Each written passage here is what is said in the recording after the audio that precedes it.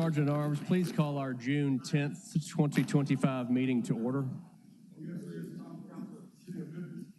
Hereby call to order for the transaction committee. To adjourn. All right.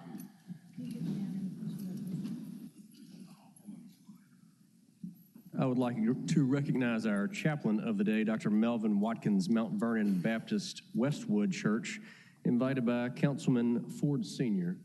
Pastor Watkins, please lead us in prayer. Let us pray. Eternal and sovereign God, we thank you. We pause at the beginning of the city council meeting to acknowledge your presence, your power, your providence over the city of Memphis. We thank you for the sacred trust of leadership, the responsibility entrusted to these elected officials, and I speak life over them now in the name of Jesus. I pray for each of them, their families, their homes, God, that you would keep watch over them, and we give you praise for it. We pray, Lord God, and speak life over our entire city, life over every zip code, life over every family that's represented in this room right now, every street corner, every household, every district. We declare that this is not a city of despair, but a city of destiny, not a city of violence, but a city of vision, and not a city of lack, but a city of legacy. Lord, your word says you are the light of the world, so we decree that Memphis shall shine, not only with culture and creativity, but with the compassion, character, and the loving, beloved community. And Lord, we pray over this council and its members. We pray that wisdom from above would guide them on today. We pray that each of them would operate with integrity.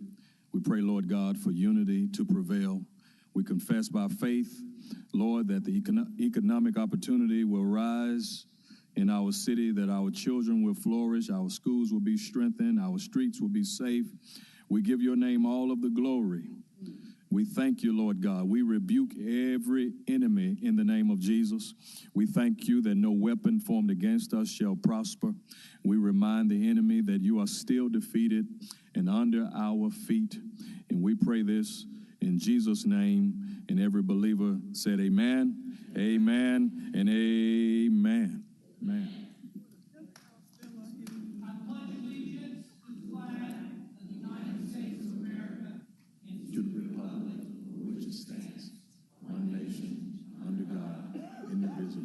With liberty and justice for all. Amen. Councilman Ford Sr., you're recognized.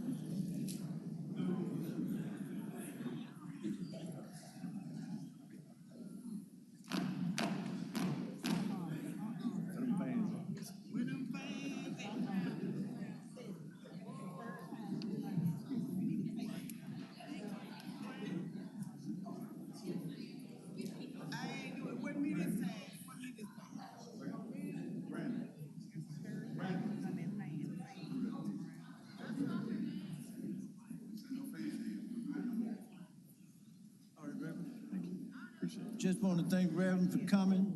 This is my dear friend, Yes, sir. Westwood. Okay, because we got a lot of things that's getting ready to happen in Westwood. Right. Okay, but on Sunday, if you're that way, go by Mount Vernon Baptist Church. Spend a little time because, hey, he's a great pastor. Great pastor. And I got a little token for you, Reverend. I appreciate it. Please forgive us for being late, but hold that to our chair up there. Coming down today, Councilman Canale, I blamed you. You invite me to do what? I blamed you for making us late today. Oh, I'll take the blame. But appreciate you. Thank you. And thank you so much. I know you got to go. Yes, sir. But thank Appreciate you so you. much. Yes, sir. Appreciate Thank you. All right, we're going to take a picture. You got it. Thank you. Thank you. Appreciate you. All right. Thank you again, Pastor Watkins. Madam Comptroller, please call the roll. Councilmember Carlisle. Cooper Sutton. Easter Thomas. Ford. Green. Logan. Smiley. Spinoza. Swearingen Washington. Present. Walker. Present. Warren. Present. White. Present. Chairman Canale. Here. Mr. Chairman, you have a quorum. Thank you, Madam Comptroller. I believe Vice Chair Swearingen Washington has read the meeting minutes from our May 20th, 2025 meeting. Thank you, Chair. I have reviewed the minutes, find them to be in order. I move for the adoption of the May 20th, 25 meeting minutes. Item was moved by Swearingen Washington, seconded by Warren. Seeing no members in the queue, please prepare the voting screen for our meeting minutes.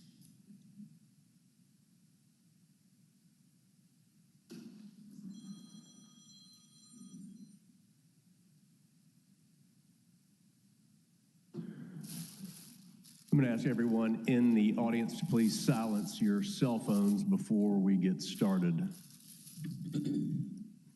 Cooper Sutton, yes. Easter Thomas, yes. Ford, yes. Green, yes. Logan, yes. Swearingen Washington, yes. Walker, yes. Warren, yes. White, yes. Chairman Canale, yes. That item passes. Welcome to the June 10th, 2025 regular meeting of the Memphis City Council. Meetings of the council shall be conducted in an orderly manner to ensure the public has the full opportunity to be heard, and the deliberate process of the council is retained at all times. The Sergeant at Arms has meeting agendas available up front, as well as comment request cards for members of the public wishing to be heard on a specific item. All those wishing to speak on an item must turn in their comment card to the Sergeant at Arms before the item is called. If you're not here to speak on a specific item, you can note your request to give general comment at the end of the meeting. As chair, I will only recognize citizens that properly register to speak by submitting a completed comment request card to the Sergeant at Arms. Members of the audience and persons addressing the council will not be permitted to engage in gossip, make defamatory, personal, slanderous, or profane comments, or use abusive or vulgar language. The chairperson of the council may maintain order by giving any persons who are in violation of the stated rules of decorum a warning to cease any violative conduct in order to leave the council's chambers, or by giving an order for security personnel to remove any disruptive person in the council's chambers who refuses to leave voluntarily. These rules are posted on the doors as you enter the chamber and as you pick up comment cards. So all that being said is, if you choose to not follow our rules of decorum, I will have you removed from these chambers. Housekeeping note, signs that are over the size of 11 by 17 inches are not permitted. If you choose to continue to raise those signs, the Sergeant at Arms will come remove those from you. All right. Colleagues, before we get started, I do want to take a moment of silence for our colleague, Councilman J.B. Smiley Jr. The Memphis City Council extends our deepest and most heartfelt condolences to our colleague, Councilman Smiley, who's enduring an unimaginable loss of both his father, J.B. Smiley Sr., and his nephew, Thaddeus Smiley, in just a matter of days. Mr. Smiley Sr. was a man of quiet strength and steady guidance, a father whose love and wisdom helped shape the principled leader we are honored to serve alongside today. His legacy lives on in the lives he touched, especially through his son.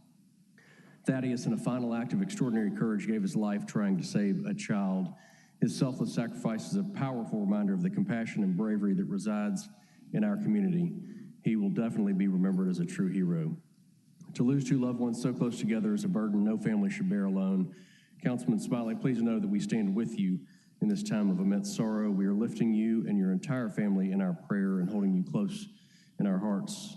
May the memories and legacies of your father and nephew bring you strength, peace, and light in the days ahead. I would ask everyone to please pause at this moment in observance of a moment of silence for both J.B. Smiley Sr. and Thaddeus Smiley.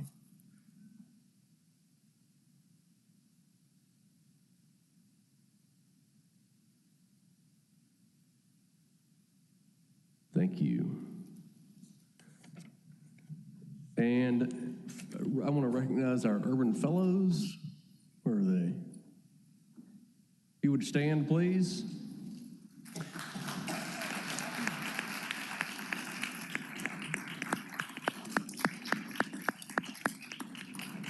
Celebrating 10 years of impact this year, the Urban Fellows program offers local college students and recent graduates the opportunity to intern with the City of Memphis government.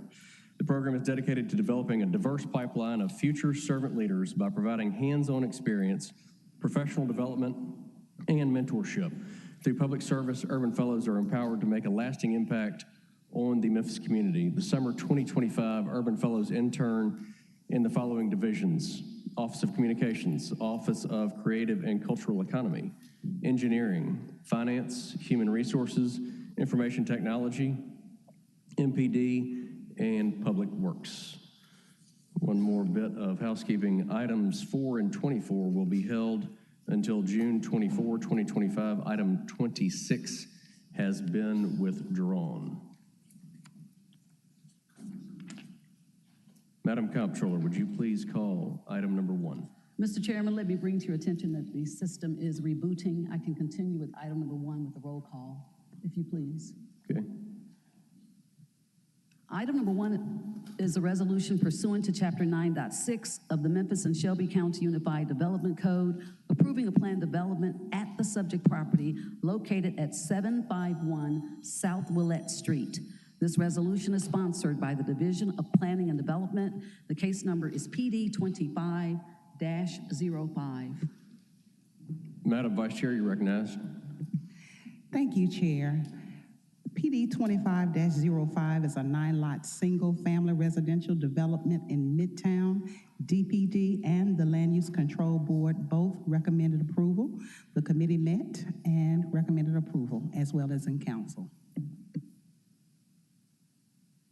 Item was moved by JSW, seconded by Spinoza. Colleagues, anyone wish to hear from the applicant or from DPD? Very good. Please prepare the voting screen for item 1.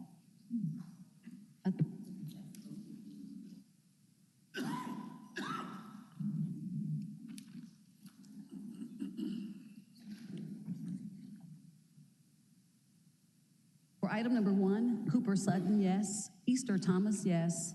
Ford, yes. Green, yes. Logan, yes. Spinoza, yes. Swearingen Washington, yes. Walker, yes. Warren, yes. White, yes. Chairman Canali, yes. That item passes. Madam Comptroller, please call item 2. Item number 2 is a resolution approving the closure of portions of Shasta Avenue, Tupelo Street, Hawk Avenue, and North Bingham Street. This resolution is sponsored by the Division of Planning and Development. The case number is SAC 25-01. Madam Vice Chair, you're recognized. Thank you, Chair. SAC 25-01 was a street closure for MLGW North Service Center. DPD and Land Use Control Board recommended approval. Council also, the committee met and recommended approval during committee. My screen does not allow, but I so move.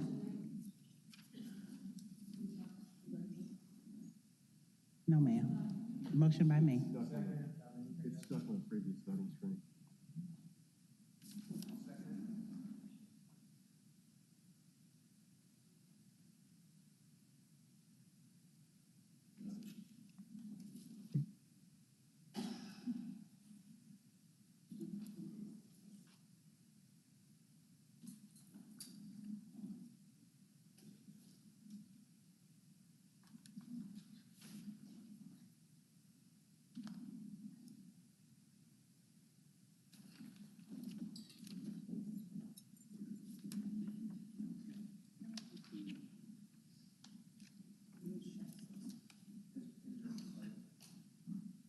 Members, can everybody cast their vote? No, Chairman, my screen is black. It's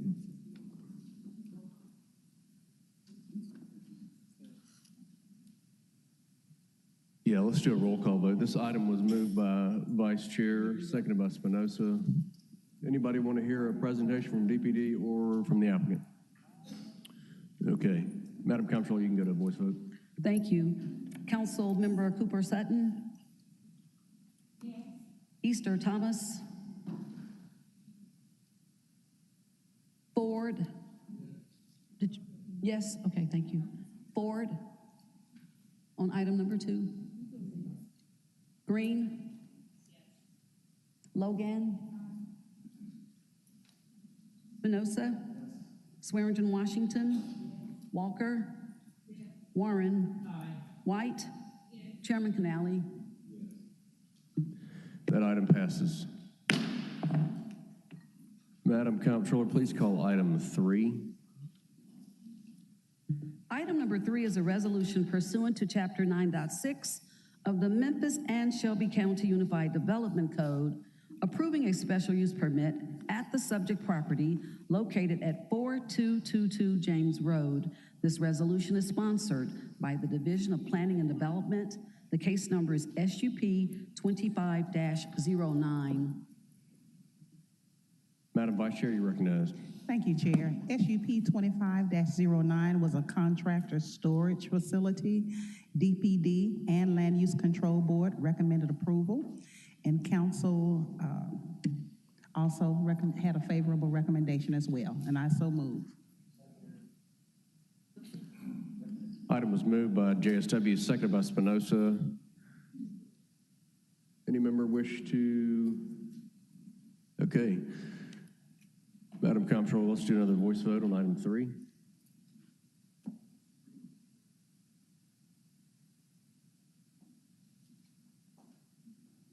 Cooper Sutton. Easter Thomas. Item 3. Ford. Green. Logan. Spinoza. Swearingen Washington. Walker. Warren. Aye. White. Chairman Canali. Yes. That item passes. Please show Cooper Sutton. Okay, got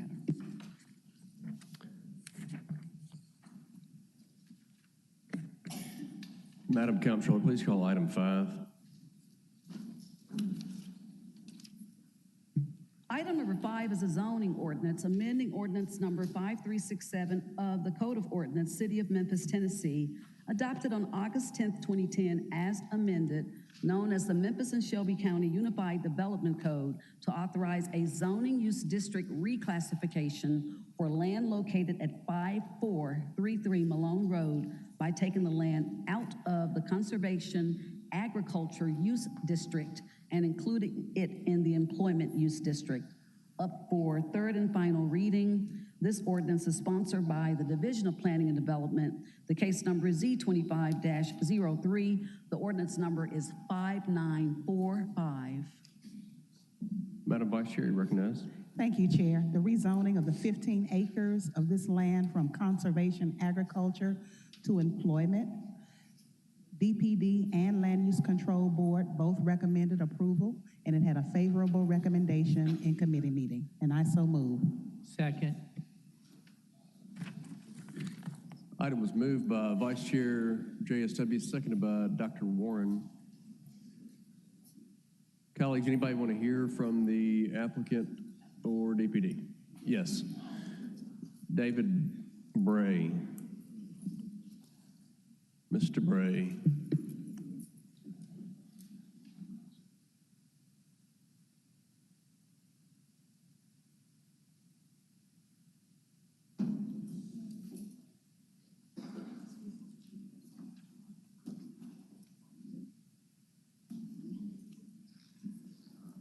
Name and address, please. David Bray, Bray Firm, 2950 Stage Plaza North, Bartlett, 38134. Why don't you give us a brief overview of what your client plans to do with this property? Okay, and we don't have the presentation. They're using it for contractor storage. They've got materials out there. The property to the south is under the same ownership. It's already been approved for a PD use. Property to the north has already been rezoned to this. So all of the surrounding properties are in the EMP zoning district at this time. Thank you, Mr. Bray. Colleagues, questions? Okay. Thank you, Mr. Bray. Seeing no other members in the queue, please prepare the voting screen for item 5. Roll call vote, please. Cooper Sutton. Hold on, Madam. I think the screens are working. All right, go ahead. Cooper Sutton.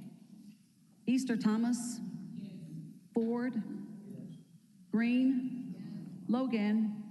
Spinoza. Swearingen Washington. Walker. Warren. White. Chairman Canali.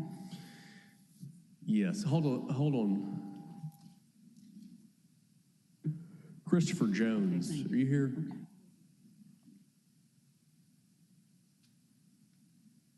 Tomorrow Bonds, are you here? If he says consent agenda.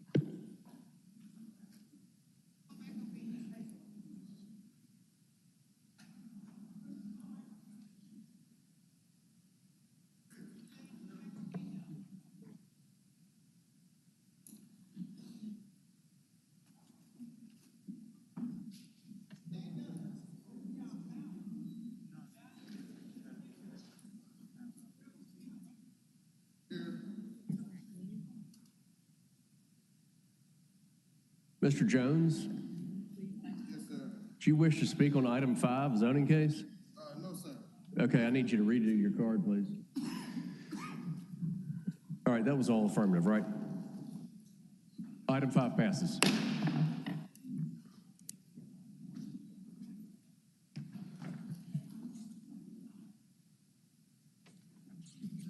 Madam Comptroller, hopefully by the time we get through the MLGW fiscal consent, We'll do that next. yes, screens will be working. If you would read our MLGW fiscal consent.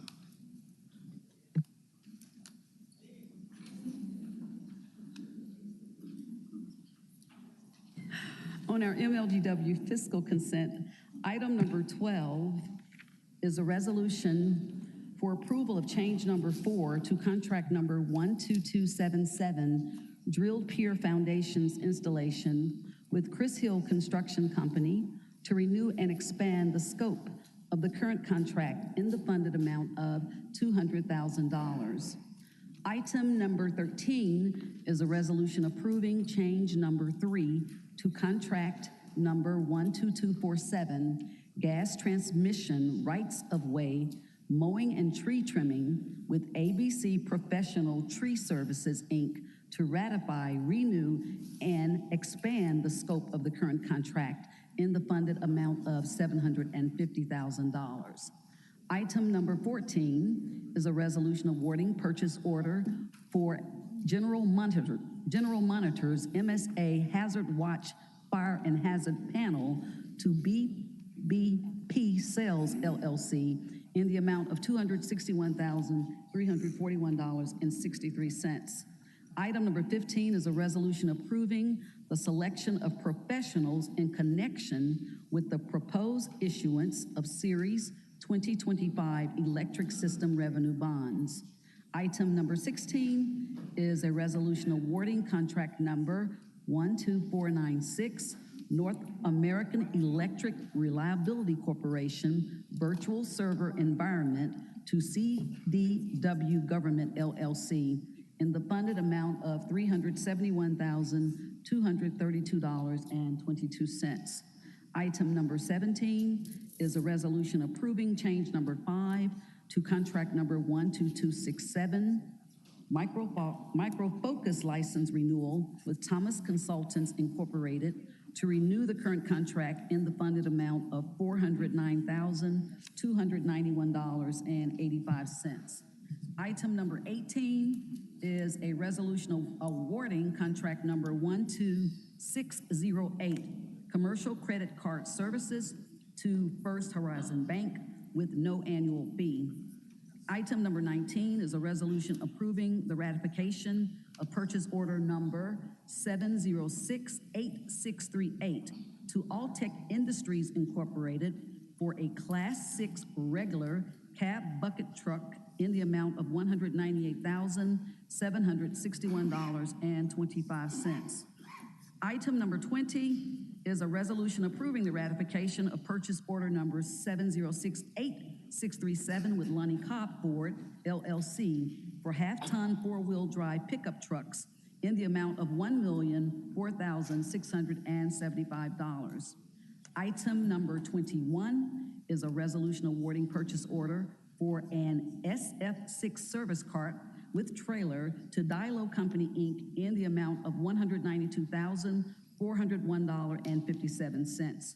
Item number 22 is a resolution awarding contract number 12542, Hickory Hills Service Center re-roof to 8 to be for Applied, Inc. in the funded amount of $722,973. And our final item, number 23, is a resolution approving change number 6 to contract number 12043, property and boiler insurance with FM Global to extend the current contract in the funded amount based on approved rates not to exceed $2,578,887.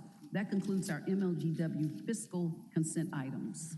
Thank you, Madam Comptroller. Councilman Spinoza, you're recognized. Thank you, Mr. Chair. Committee recommends approval, and I so move. Is everybody's screen working again?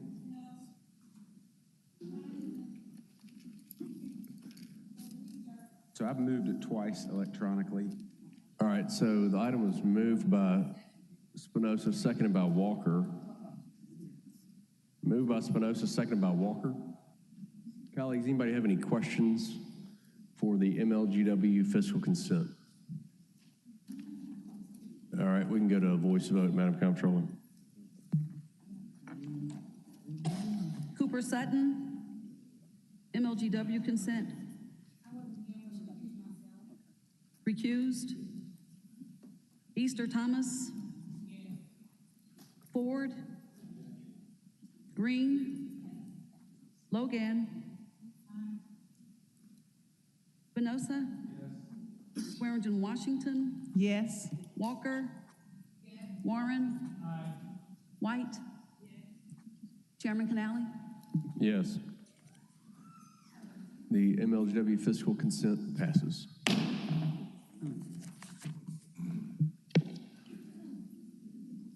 Madam Comptroller, would you please take us to the consent agenda, which would be items 6, 7, 8, 9, 10, and 38.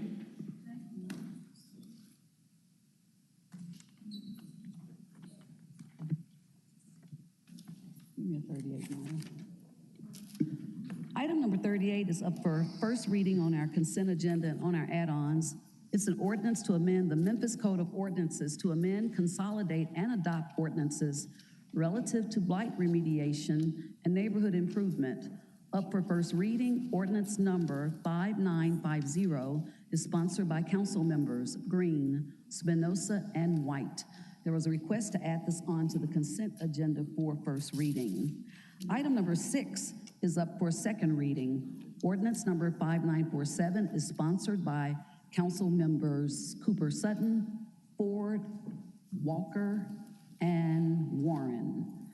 Item number 7 is also up for second reading. Ordinance number 5948 is sponsored by the administration. Item number 8 is also up for second reading. Ordinance number 5949 is sponsored by Councilwoman Swearingen Washington. Item number 9 is a resolution approving engineering plans for Fill and Go South 3rd, SUP 20-12, 2025, replacing contract number 5409 and accepting new bond as security and releasing previous project bond. There is a request for same night minutes. That contract is number 5475. Item number 10 is a resolution accepting public improvements for 666 Riverside Drive and releasing the bond. There is a request for same night minutes. That contract number is CR-5462. Mr. Chairman, that concludes our consent agenda items. Thank you, Madam Comptroller. Madam Vice Chair, you're recognized. Thank you, Chair. The committee met. There was a favorable recommendation of these items, and I so move. Item was moved by Swearingen Washington, seconded by Warren. I do have some members in the queue to speak. So, colleagues, this was the consent items 6, 7, 8, 9, 10, and 38. Councilwoman White, you're recognized first. Thank you, Chairman. I am recusing from number 8 of the consent agenda as it is a matter that is joint with the county, and I am special counsel for the county commission. Thank you, Councilwoman. Councilwoman Green, you're recognized. Thank you, Chair. I just wanted to note that on item 38, first, I appreciate the co-sponsors, Spinoza and White. This is a replacement, sort of a larger incorporation of the blight ordinance that has been reset a couple of times. We are making sure that we incorporate everything possible to make it as strong and as forcible as possible. We are trying to get rid of blight and trying to get rid of abandoned houses and make people who are not living up to their part pay for the services the city are providing. So because the caption has changed, it's first reading, but a lot of this should be familiar to the council members. Thank you. Thank you, Councilwoman. Dr. Easter Thomas, you're recognized. Thank you, Chair. Wanting to note that on number 8, although I do not have a financial interest, my child is a part of one of these programs that will be impacted, but will not be a part of the paid program of it. So noting that, still voting on it, but still noting their interest. Thank you. All right, Madam Comptroller, it was moved by Swearinger Washington, seconded by Warren. Is the voting screen, is everybody's voting screen working? All right, members, please cast your votes for the consent agenda.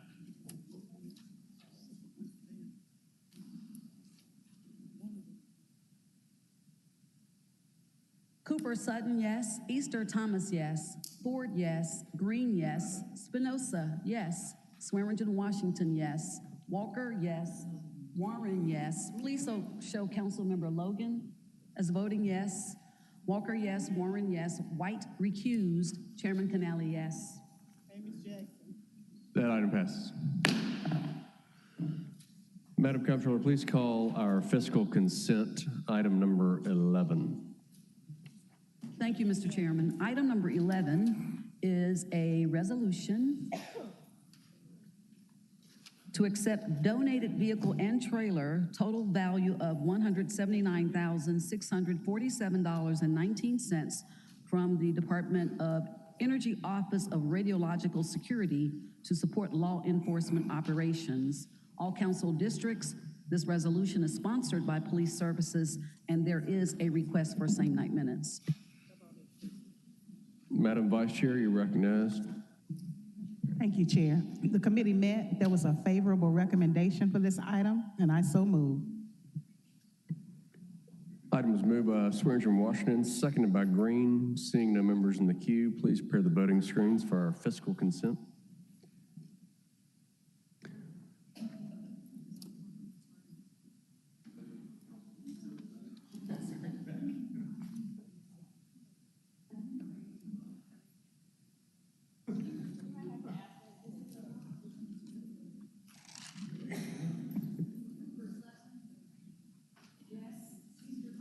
Cooper Sutton, yes.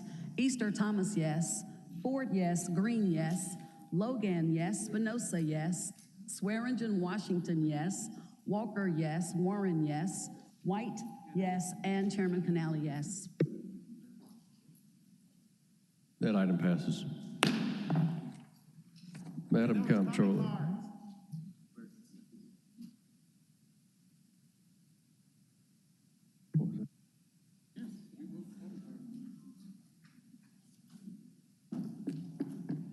Madam Comptroller, please take us to item 32.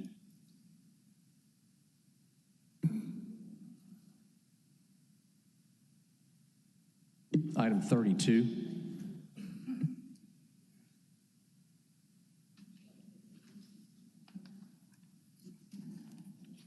Item number 32 is an appointment, or 2 appointments, to the Memphis Alcohol Commission, Scott Bierup and Tanya Fry. Councilwoman Easter Thomas, you're recognized. Thank you, Chair. Committee met recommends approval for same-night minutes, and I so move. Item was moved by Easter Thomas, seconded by Swearinger Washington. There is a request for same-night minutes on item 32. Colleagues, seeing no one in the queue, please cast your votes for item 32.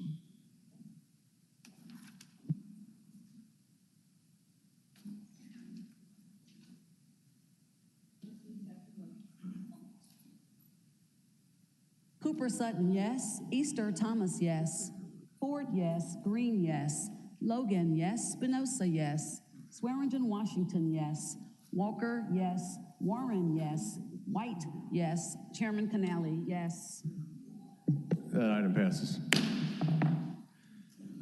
Madam Comptroller, please call item 33. Item number 33 is an appointment to the Memphis and Shelby County Land Use Control Board, Ben Orgel, and there is a request for same night minutes. Councilman Easter Thomas. Thank you, Chair. Committee met recommends approval for same night minutes, and I so move. Item was moved by Easter Thomas, seconded by Spinoza. Seeing no members in the queue, please prepare the voting screen for 33.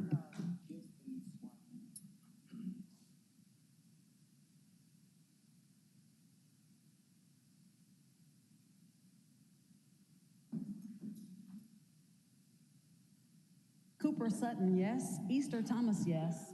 Ford, yes. Green, yes. Logan, yes. Spinoza, yes. Swearingen Washington, yes. Walker, yes. Warren, yes. Chairman Canali, yes. That item passes. Madam Comptroller, please call item 34. Item number 34 is three appointments to the Memphis Metropolitan Land Bank Authority: Kim Cherry, Austin Harrison, Brandon Ingram. There is a request for same night minutes. Councilman Easter Thomas, you're recognized. Thank you, Chair. The committee met recommends approval, and I so move for same night minutes. Item was moved by Easter Thomas, seconded by Swearingen Washington. Seeing no members in the queue, please prepare the voting screen for 34. Members, please cast your votes.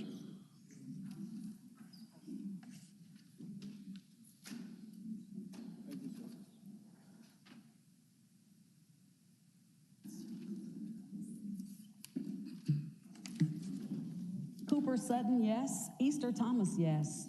Ford, yes. Green, yes. Logan, yes. Swearingen Washington, yes. Walker, yes. Warren, yes. Chairman Canali, yes. That item passes. Madam Comptroller, please call item 35. Item number 35 is a resolution to amend the fiscal year 2025 general fund operating budget for the Memphis Parks Division, all council districts. This resolution is sponsored by the administration. There is a request for same night minutes.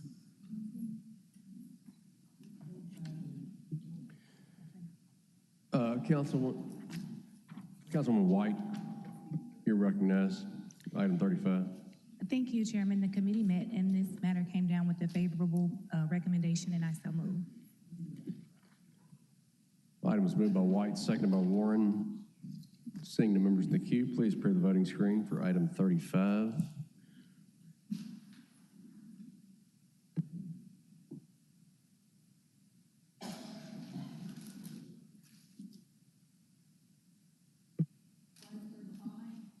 Easter Thomas, yes. Ford, yes. Green, yes. Logan, yes. Swearingen Washington, yes. Walker, yes. Warren, yes. White, yes. And Chairman Canali, yes. That item passes. Madam Comptroller, please call item 36.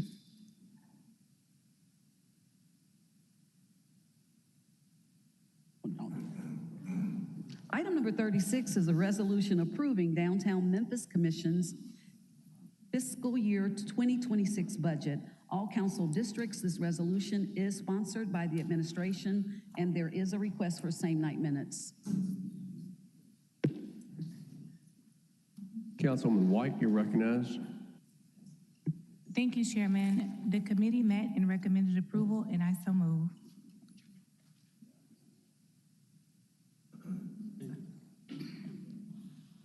Thirty-six was moved by White, seconded by Easter Thomas. Well, can I move? Councilwoman White, you're recognized.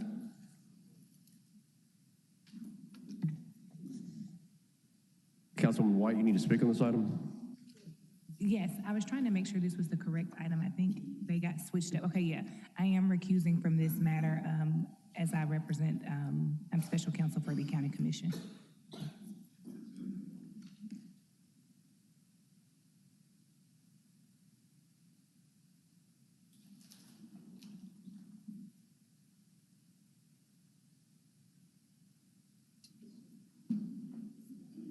Members, please cast your votes for item 36.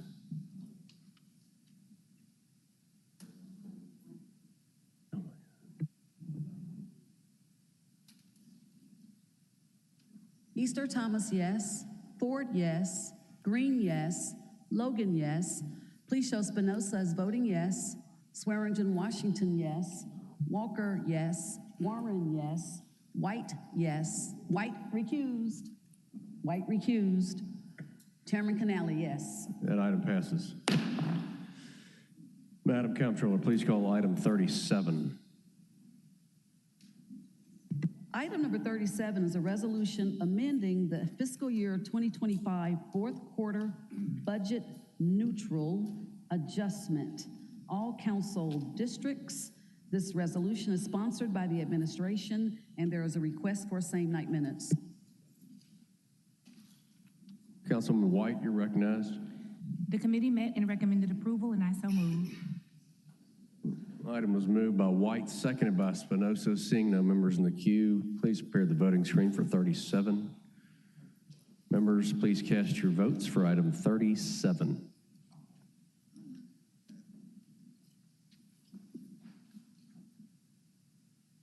I don't have 37 in my packet. Anybody else got 37? Where's 37? We don't have 37. Easter Please- Thomas, yes. Please, Ford, please no outbursts. If you have a question, you could come down here and ask staff or the Sergeant at Arms. votes for 37. Easter Thomas, yes. Ford, yes. Green, yes. Logan, yes. Swearingen, Washington, yes. Please show Dr. Warren is voting yes. Walker, yes. White, yes. Chairman Canali, yes. Please show Spinoza as voting yes. That item Spinoza and passes. Dr. Warren. Madam Comptroller, please take us back to item 28.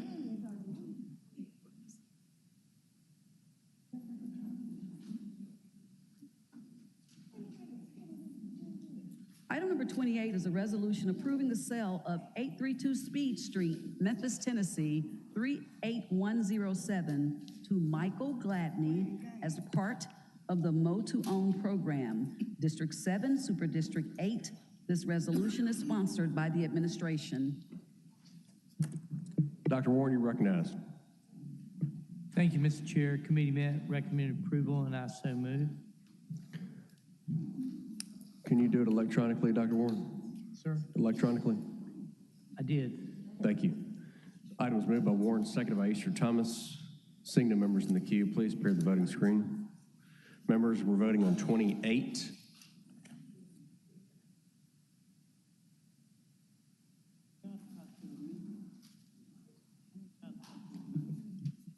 Cooper Sutton, yes. Easter Thomas, yes.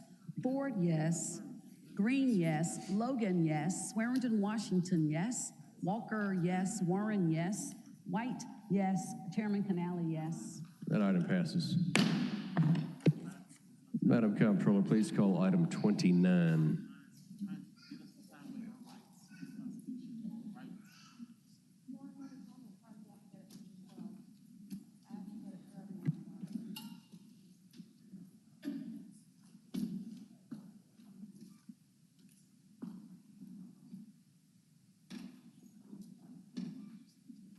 They forget we can read now. Item number 29 is a resolution approving plans to issue tax-exempt Series 2025 electric system revenue bonds in an original aggregated principal amount not to exceed $250 million. The division intends to use a portion of the proceeds of the bonds to reimburse the division for costs incurred prior to the issuance of the bonds. Under federal tax law, in order for the proceeds of the tax-exempt bonds to be used to reimburse the division for prior expenditures, the division and the city must declare their official intent to reimburse the division for prior expenditures with proceeds of the bonds. This resolution will constitute such declaration of official intent and will allow the division to utilize a portion of the bond proceeds to reimburse the division for capital expenditures incurred on or after the date that is 60 days prior to the approval date of this resolution by the city. All council districts, this resolution is sponsored by Memphis Light, Gas, and Water Division. Councilman Spinoza, you're recognized. Thank you, Mr. Chair. Committee met, recommends approval, and I would move it, but my screen's locked up, so I'll move it with the verbal, looks like maybe that just happened. Just moved it. Recommends approval. I so move. Moved by Spinoza, seconded by Green.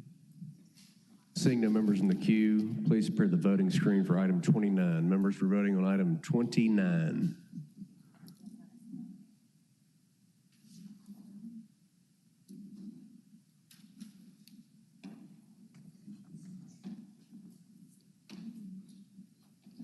Easter Thomas, yes. Ford, yes. Green, yes. Logan, yes. Swearingen, Washington, yes. Walker, yes. Warren, yes. White, yes. Chairman Canali, yes. That item passes. Madam Comptroller, please call item 30. Item number 30 is a resolution to allocate and approve the transfer of $250,000 for fiscal year 2025 CIP project number PK 12014 Parkland Acquisition to fiscal year 2025 CIP project number PK 25105 Riverfront Master Plan Architecture Engineering District 6 and 7 Super District 8. This resolution is sponsored by the administration. Councilman Warren, you're recognized. Yes, Mr. Chair, we're still on 29 on our screens. Madam Comptroller, can you move item 30? There we go. Thank you, Mr. Chair. Committee met, recommended approval, and I so move. Item was moved by Warren, seconded by Swearingen, Washington. Seeing no members in the queue, please prepare the voting screen. Colleagues, please vote for item 30.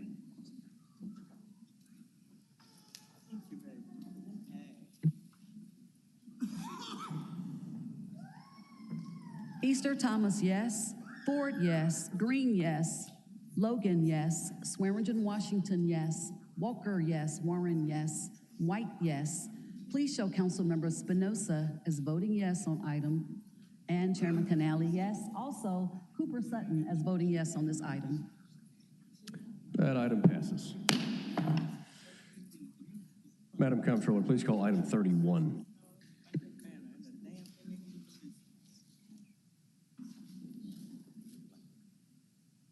Item number 31 is a resolution to allocate and appropriate $50,000 in fiscal year 2025 CIP number PK 09002 Zoo Major Maintenance, Contract Construction, and the allocation appropriation of $250,000 in fiscal year 2025 CIP number PK 09002 other cost, GeoBonds General, District 5, Super District 9. This resolution is sponsored by the administration.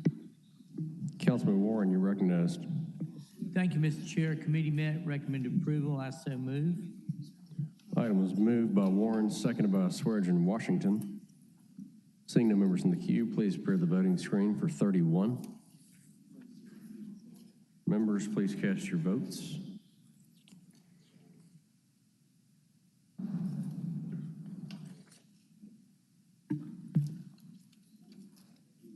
Ford, yes. Green, yes. Logan, yes. Walker, yes. Warren, yes.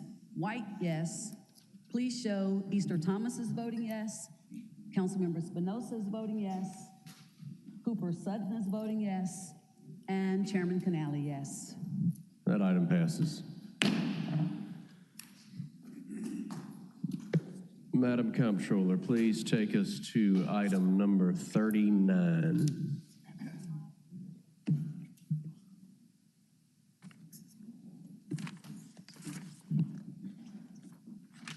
The 39 page.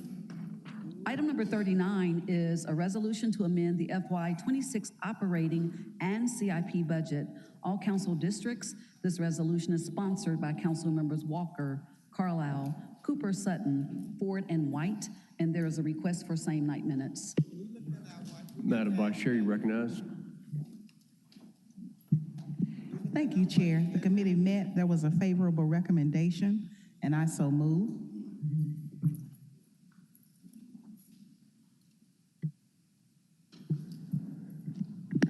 item was moved by Swearingen Washington, seconded by Warren.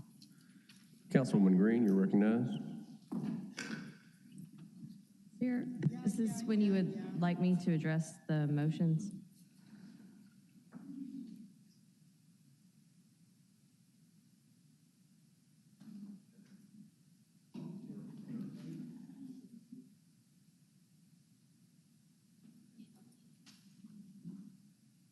They're incorporated as part of this. Yes, go ahead now. Chair, in committee, we had, I don't know if you want me to take them one at a time, 3 motions to amend. The first one involved our group life and long-term disability and ended with a net savings into our general fund of over $90,000.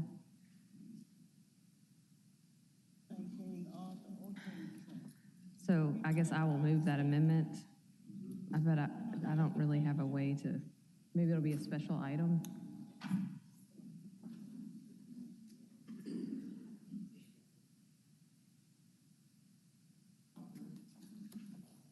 Yes, it's operating.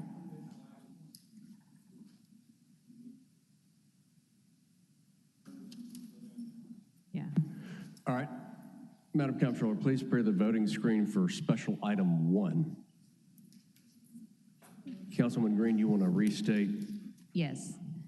This is the special item, the motion to amend that deals with group life insurance and long-term disability that results in a over $90,000 savings return to our general fund. It's just a correction and some math. And the administration's in support. Oh, yes, sorry. Now I can move it electronically. I've so moved. Who is that reading?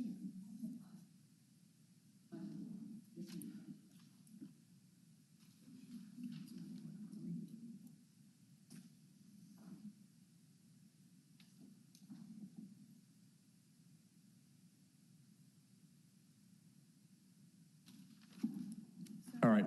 Madam Comptroller, please prepare the voting screen for special item 1, which is what Councilwoman Green just read into the record. Okay, that seems it was moved by Green and seconded by Swearingen Washington.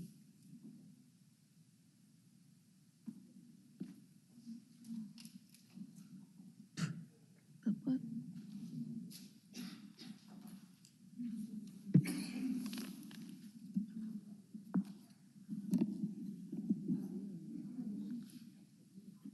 Here are the votes for special item number 1. Cooper Sutton, yes. Easter Thomas, yes. Ford, yes. Green, yes. Logan, yes. Spinoza, yes. Swearingen Washington, yes. Walker, yes. Warren, yes. White, yes. Chairman Canali, yes.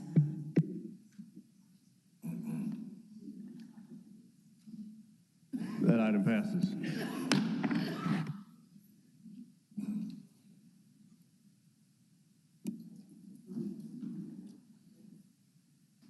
Yeah, Chair.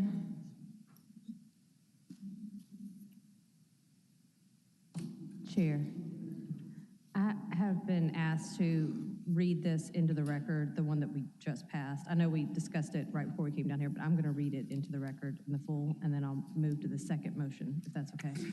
All right, what we're going to do is she'll read all these into the record. Chief Person, I want you to make a comment if it's budget neutral or not, and then we'll vote on them, each individual item. We'll redo special item 1, Madam Comptroller. We're going to redo special item 1. She's going to read it into the record. Okay. Okay. Okay. Sorry, budgeting is hard. This is a motion to amend the fiscal year 2026 operating budget, whereas the mayor submitted the council of the city of Memphis on April 8th, 2025, a proposed operating budget for the fiscal year ending in June 30th, 2026, and whereas the budget committee of the council has held meetings and thoroughly reviewed the recommended operating budget and will make approved revisions thereto, and whereas the council has identified a need for responsible budgeting and to right-size allocations to various departments that serve the city of Memphis and contribute back to our fund reserves. Now and therefore be it resolved, the Memphis City Council hereby amends the operating budget for fiscal year 2026 through the following action. General Fund 0111, account numbers 051308 and 051315, group life insurance and long-term disability adjusted to line with the proper tax rates, resulting in a net, resulting in a net of $95,000. And I so move. Moved by Green, seconded by Spinoza. Chief Person. Thank you. Walter Person, CFO, 125 North Main. This will be budget neutral. It will result in a decrease in the budgeted amount for those line items and an increase in unassigned fund balance by an offsetting amount. Thank you, Chief. Colleagues, any questions on special item 1? All right, we can go to the voting screen.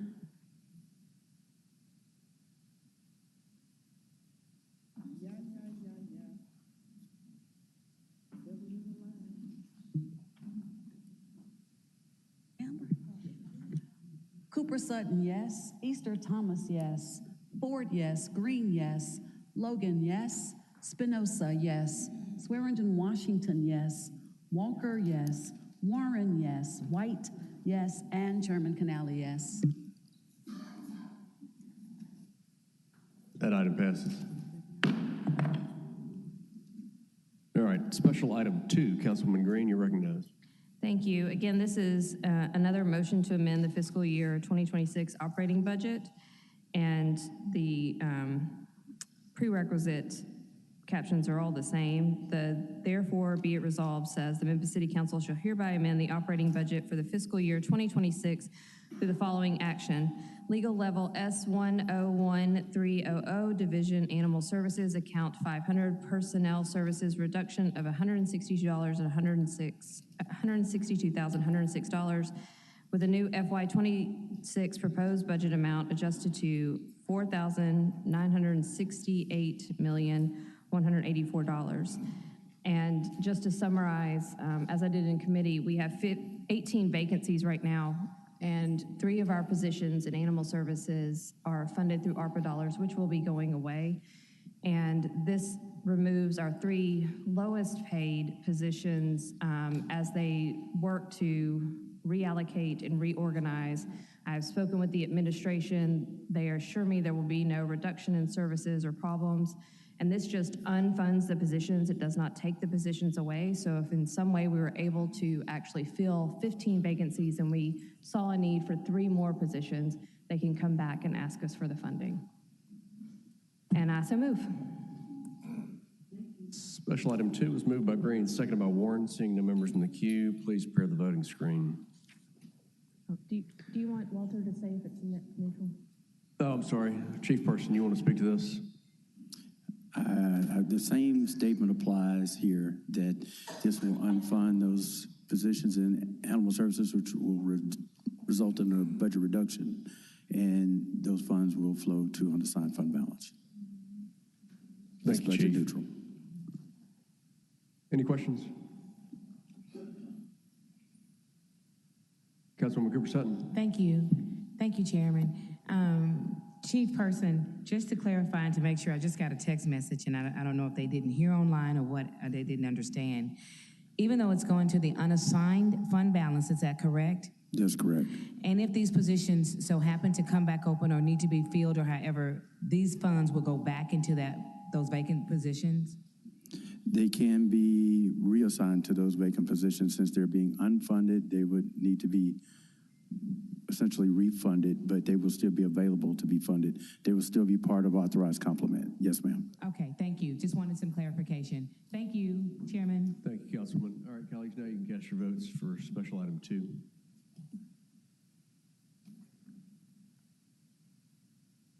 Cooper Sutton, yes. Easter Thomas, yes. Ford, yes. Green, yes. Logan, yes. Spinoza, yes. Swearingen Washington, yes. Walker, yes. Warren, yes. White, yes. Chairman Canali, yes. That item passes. All right, moving on to special item 3. Councilwoman Green, you're recognized. Thank you, Chair. This is another motion to amend the fiscal year 2026 operating budget. Again, the preambles are the same. Therefore, be it resolved, the Memphis City Council hereby amends the operating budget for fiscal year 2026 through the following action. Legal level S230000, Division Grants and Subsidies, account number 061132, Memphis Area Transit Authority, reduction of $15,335,000, moved to a new line under reserved funding entitled Restricted Funds for Public Transportation in the FY26 proposed budget in the amount of $15,335,000, which shall be released upon the presentation of a full financial audit alongside a budget and operational plan for the remaining funds. And again, as we mentioned in committee, this is not to defund or unfund our public transportation. Rather, it is to make sure that we are getting the insights, both backwards and forwards, of what we need financially and operationally, because we cannot continue to spend money and throw millions at a system that frankly is failing our ridership. We have got to make sure that they are spending our dollars appropriately. I don't want on my watch to have any more bad headlines about how dollars were spent. And even though that happened in, before I was here, and I certainly want to make sure that if we say buses are running, they're actually running. So these are all just things we're hoping to have in place. I've worked deeply with the administration to make sure that they are also in agreement that these deadlines will be fine and that our transportation will not stop running, it will not end MATA today or anything like that. We are just making sure that we have some accountability and insight before we give the second tranche. Thank you, Chair. Thank you, Councilwoman. Mayor Young, recognized. Thank you. I just wanted to say that we do stand in support of this, and I want to explain just briefly to build upon what Councilwoman Green said. There is $30 million that is still allocated towards public transit in Memphis. I want to be clear on that.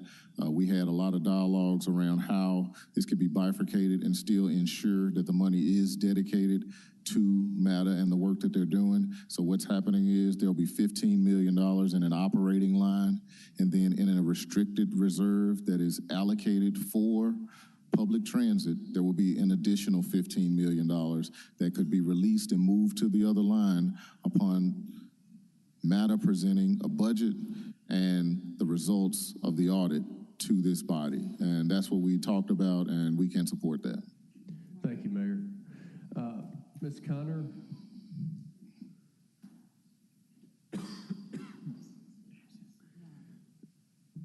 Mr. Arnold, Ms. Connor, could I get you all to go ahead and speak now? I've got other cards for 39. Would you?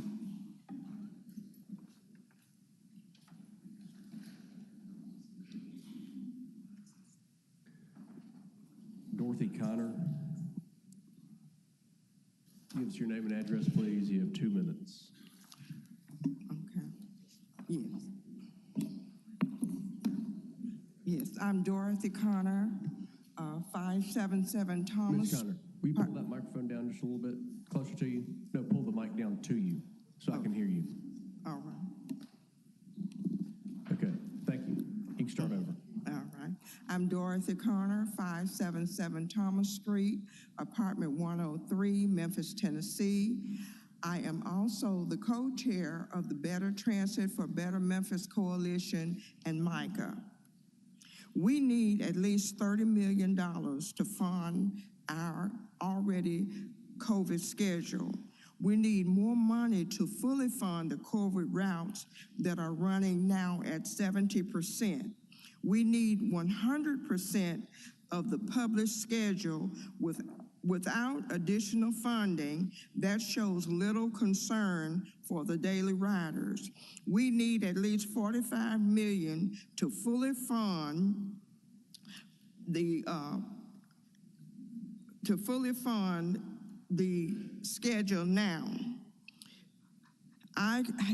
During this past week and months, I have almost experienced daily, late, delayed, and no-show buses. Some wait time frequencies are 2 hours. Last week, I witnessed someone becoming ill while waiting on a delayed bus. Yesterday, I missed a scheduled appointment because of a late bus. The temperatures are now in the 80s, almost 90s. Summer will start on June the 20th with elevated temperatures, and the buses need to accommodate the riders. We would like for you to do the right thing by your constituents, the voters, the ones you will solicit their vote again, the daily bus riders. Please do the right thing by them.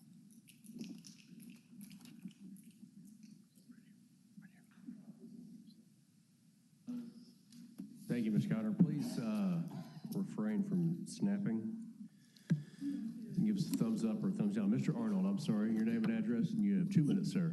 Leo Arnold, 814 River Park Drive, Better Transit for a Better Memphis, and former co-chair of MICA's Transit Equity. MATA has been woefully underfunded by the prior Mayor Strickland and the prior City Council. And with this budget of only $30 million, this Mayor Young and this council are continuing this gross underfunding of MATA. Make no mistake, the years of unfunding MATA is the primary cause of the crisis of MATA. At our, basically, we see right now that you must get that budget back up. The City Council voted in 2022 to devote 100% of the pilots to transit. You can take the $6.7 million that's on balance now, according to Mr. Adams, that could be applied to get us to the $38 million threshold, which will get us back to 100% of the COVID routes. That would make a vast improvement for the daily experience of our riders. You approved a new board for MATA. We applaud the mayor's firing the past board. It was long overdue. The poor leadership of the 2 prior CEOs needed to be addressed, and it's been addressed. Thank you for approving the new board. I think they're doing a good job. Now it's up to you to put your back behind them and give them the resources to be successful. This budget will ensure that they will not succeed at $30 million. They might succeed better at $38 million. They need $45 million, and we demand $50 million. Thank you. Thank you, Mr. Arnold. Please. I'm not going to say it again.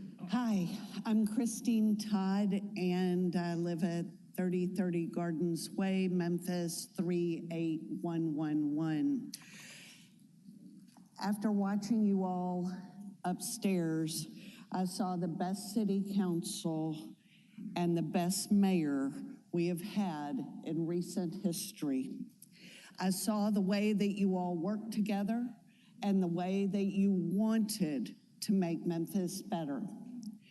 The way to make Memphis better is to fund at $45 million MATA. All of you know, what are the hours for hospital workers? 7A to 7P, 7P to 7A, 7 to 3, for a day shift 3 to 11, and 11 to 7. Not one of those shifts can be accommodated by MATA as you have budgeted with the $30 million. Not one. 3 to 11, MATA has already stopped working. 7 a.m., no buses are going to get there. Please, you know the first question on the applications. I've helped hundreds and hundreds of people try to get jobs. The first question on the application, do you have reliable transportation? Memphis is my city. I love it. The answer for the city I love is no. We don't have reliable transportation. Please consider $45 million today. Thank you. Thank you, Ms. Todd. Paul Klein. Paul Klein, 1841 Black Bear Circle East, Cordova, 38016. Good evening, my esteemed council members. I am the co-chair of the Climate Reality Project's Memphis chapter, which has joined together with Better Transit for a Better Memphis coalition in the House. Today, we stand in solidarity with the Bus Riders Union, the Bus Drivers Union, MICA, Sierra Club, and the many other Better Transit partners to ask you, please, to increase funding for MATA. Transpro, the experts that the city hired to turn MATA around, have estimated that it would take at least $45 million this year to keep the system running, restore the published schedule, restart steel-wheeled trolleys, catch up past due vendors. We ask you to invest above the proposed $30 million to bring back the level of service that MATA strives to provide to our riders, bus operators, mechanics, and I'll add tourists this summer. Memphis is suffering from increasing violence and crime, which is directly related to poverty. Investing in better transit to enable folks to get to work will be far more effective at alleviating poverty than increasing policing and punishment. Memphis is also suffering from a smog problem, once again receiving an F from the American Lung Association for 2025. Our own health department officials blame motor vehicles and traffic, and that's another reason why the Climate Reality Project is advocating for better public transportation, because it has been proven to reduce vehicle exhaust emissions. Thank you. Thank you, Mr. Klein.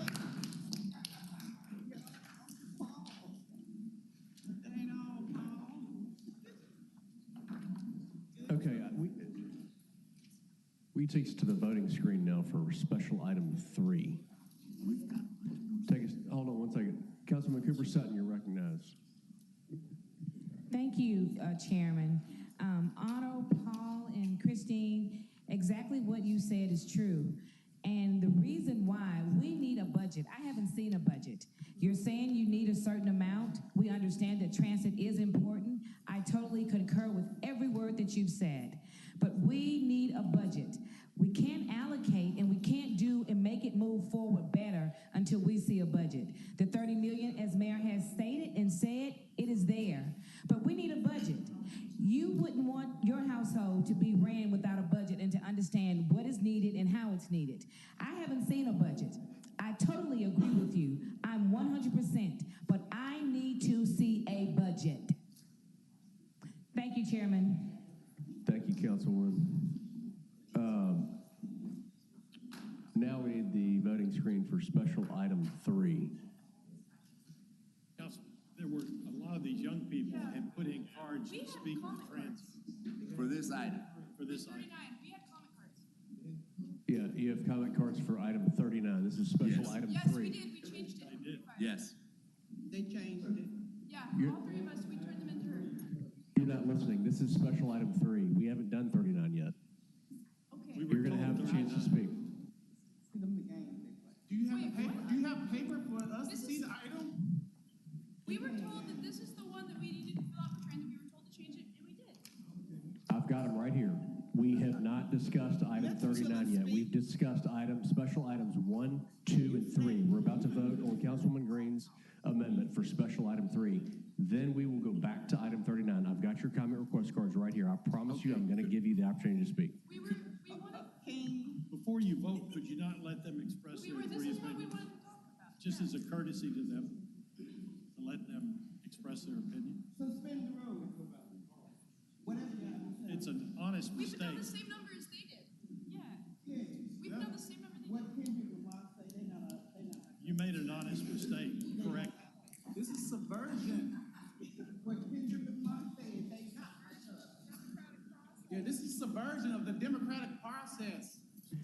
If you have one more outburst, you will be removed from this chamber. Remove all of us then. All right. Sergeant Arms, get him out. I'm going to recess this meeting for 5 minutes. That's fascist! That's fascist! This is subversion! Subversion of the democratic process! We have a right to be heard! You cannot make anyone sign away their right to the Constitution! Brandon, let's go. No! This is fascism! This is a man!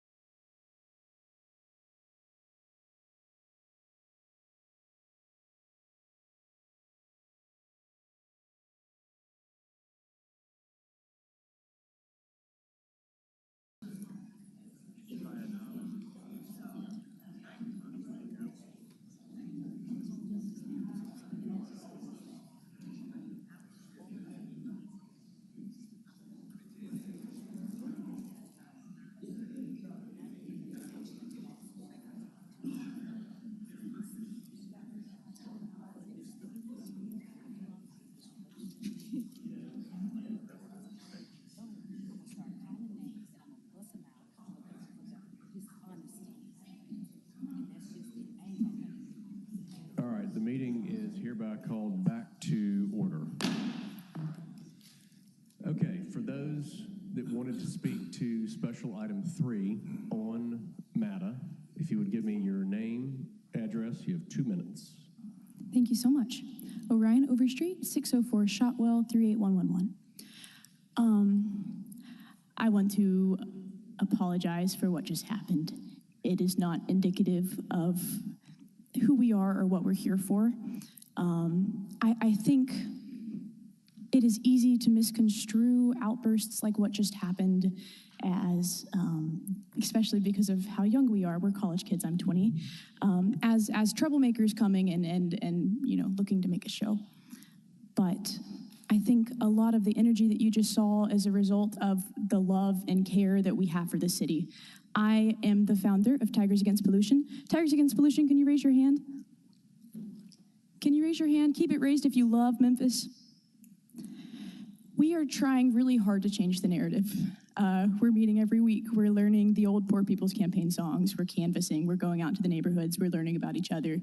I personally have been coming to city council meetings about public transit since I was 15 years old, because we understand that it is the spider web that holds all the parts of Memphis poverty together. If you can't get to healthcare, then you can't get better. If you can't get to a better school, then you can't go to a better school. It traps people and it immobilizes people. And I think we all recognize that it is a vital piece of Memphis continuing to be a beautiful place to live our lives. I want to live the rest of my life here. I know a lot of my friends want to live the rest of their lives here. And this moment will resound outwards for a long time in regards to that. Thank you for your patience with us. Thank you for still letting us speak. I appreciate your attention and your willingness to listen. And please try to hear us on this because we're scared. We're here because we're scared. We care a lot. Thank you. I'm gonna pass it to Shushu. Thank you. Afternoon, Council. Yate she Glenna Basosi Yenishe, Toristin Yenishlant, Daldo Tono Oldham. My name is Glenna Basosi. My tribes are Torachini and Tono Oldham. Good day, Council. I'm speaking on behalf of our core events of XAI, as well as MATA, as well as bringing an opinion on, of course, the Memphis Transit. As I feel both of them tie into each other and both are in harm to the people of Memphis. I shall try not to take too much of your time, but I hope to reach your hearts through this letter. I come from a small reservation in Arizona named Whitehorse. There's mostly no water, electricity, or resources are an hour away. Many left due to these conditions, but elders stayed as that is their home, their memories, their only piece of land that they have left, especially after forced relocation. They are tied to there, like the people here. They are tied to Memphis. This is our home, my newfound home. I love Memphis and I love the city. There is beauty here in art, music, culture, and especially the food. Us natives sure like to eat. So the food is a definite plus. Jokes aside, there is beauty in Memphis. And with beauty comes responsibility of preservation. XAI is tarnishing this beauty here in Memphis as it pollutes our water, our fresh air, and pollutes Memphis. Memphis deserves a brighter future. There is beauty in Memphis. And if you do not personally see it, I have. We have. I worked in harsh places in Memphis, my main being Orange Mound. And God, I love being from the Mound. My children love being from the Mound. So I ask of you, why tarnish my children's future? And this goes for every child in Memphis. Why tarnish their future? Tarnish the Memphis future. It's not only adults and elderly living in these communities you rule for, but there is children and teenagers you are speaking for here in this courtroom. They deserve clean air and a clean future, and deserve a chance. Many of the youth do not get opportunities like others to succeed. Most youths ages 6 to 10 years old are on consistent survival mode with the cards that they have been dealt with, yet they still smile, shine, and say their faith. Spell your name for them. Gleneabah. Glenabah. Thank you very much. Can I finish? I'm almost done. I have one last thing to say. and that would be it, if I could borrow your time. Okay. Speaking on faith, I do not know your beliefs or practices, but I would like to share the story of Jesus and the fig tree from Matthew 21 and 19 to 25. Seeing a fig tree by the road, he went up to it, but found nothing except leaves. Then he said to it, "May you never bear fruit again." Immediately, the tree had withered. With this story, I warn you the dangers of trusting a bloom tree with bearing no fruit. As I stated before, my people have been on a reservation, and we have already went through this fight, especially with the fight of greed. Our waters were polluted, our clean air was polluted, everything was polluted. Many elders stayed to fight for their land, as that was their home, and they died alone, sick and poisoned by greed.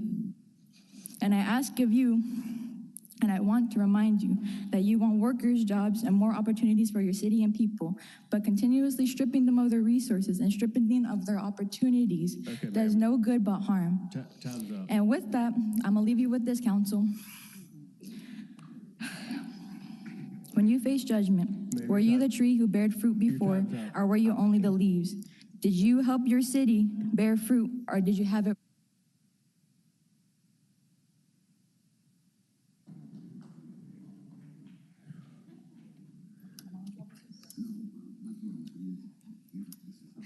Okay, before you get started, are you speaking about MATA? Am I speaking about what? MATA. Yes. Okay. What's your name? My name is Connor Duckworth. I live at 6806 Talisman Cove.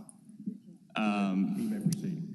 So, I've lived in Memphis my entire life. I'm trying to fit in the frame. I'm so tall. And, you know, buses, genuinely for most of my life, I didn't think buses existed. I want you to let that sit in. I thought they were something that TV invented as a plot device. When I started working, I had to walk because my parents were both working at the time, and I couldn't drive because I didn't have a car. I walked hours through grime, through leaves, rain or shine, to get there, and then once my shift was up, I did it all the way back, this time in the dark. When gas prices are as high as they are, when food prices are as high as they are, when people can't eat, when people cannot pay their rent, and you say, oh, get a job, and then you take from them how they get to their job, to work, to do hard work, to make honest livings, what do you expect then is their alternative when they cannot do that? What do they do when their own city turns against them? You have only to look under the comments of every video about Memphis to know what people think the answer is. And you sit up here in your seats to take money from services that lower crime, that lower carbon emissions, and you think we're the issue. I, quite frankly, find it astonishing. Now, I'm trying to be nice. I really am. I'm trying to be nice. I'm not an angry person. I'm going to yield my time. Peace out.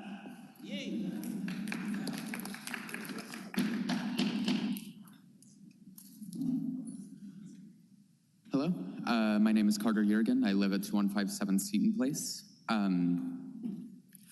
What's your name was again? Carter Yergin. It might be listed as C. Yergin. On the common cards, I listed the address incorrectly. Go ahead. Okay. I have lived in Memphis for my entire life, excepting about a month when I was born in Texas. And I spent a lot of that time very isolated from the city itself, but I have some very specific memories of being 11 years old and walking down Main Street and being able to take the steel-tracked trolleys and kind of falling in love with the place that I had lived for so long.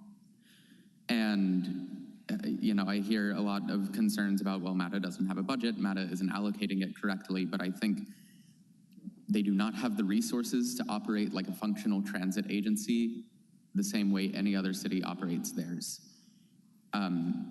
If we want to have a functioning transit system in Memphis, we need to ensure it's well funded. The solution is not just slashing the budget.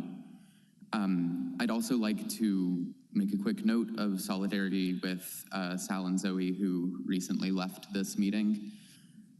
I think the outburst that we saw was the outcrop of a lot of frustration and proceduralism of how public comments have been addressed. I think it's important to understand that it is coming from a place of genuine frustration and genuine compassion and a genuine desire to participate in the democratic process that we all hold very dear. I thought it was important to make that note of solidarity. In addition to my comments about MATA, it is an issue that affects all of us. And, it doesn't hurt to dream of a city with effective transit, and it doesn't hurt to dream of a city with transparent civic processes. Both of those things can be addressed by all here tonight. Thank you so much. I yield my remaining 3 seconds. Thank you. Thank you for your comments. All right, does that conclude those that wanted to make? Please refrain from snapping. Not really, because I don't want to talk right now. You don't want to hear what I got to say. That was me. Okay, no outbursts. Anybody else want to speak about MATA? Okay, Madam Comptroller, would you please prepare the voting screen for special item 3?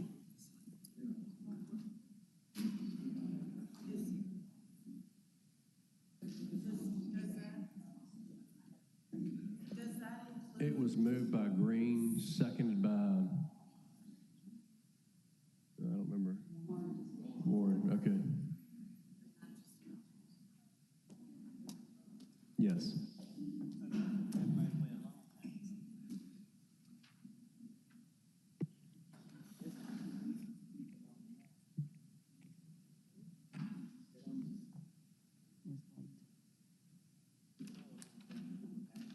Cooper Sutton, yes. Easter Thomas, no.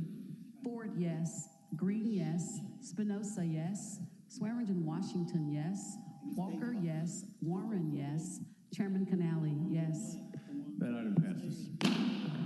All right, Madam Comptroller, we're going to go back to item 39. We veered off for a minute. So do you have it recorded as who moved and seconded item 39? All right, very good. I'm going to go.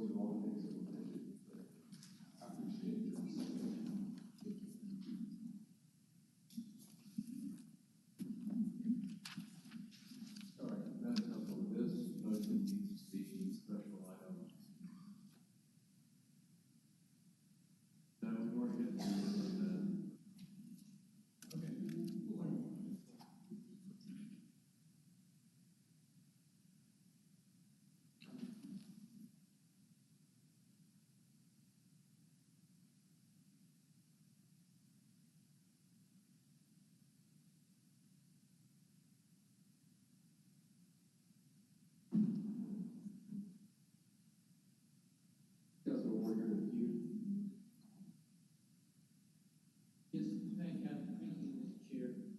You know, the sort of understanding that we're moving toward this original program, that we were going to wait and look and see what our income was, because we weren't sure what we were going to have come in. And the idea was we wanted to look at this and see if we possibly could do this in the spring and you know, in the fall, so it'd be available for the spring. And although I appreciate Councilman Espinosa's intentions and why Councilman Green seconded this, I think it would be more fiscally prudent if we actually knew what our income would be.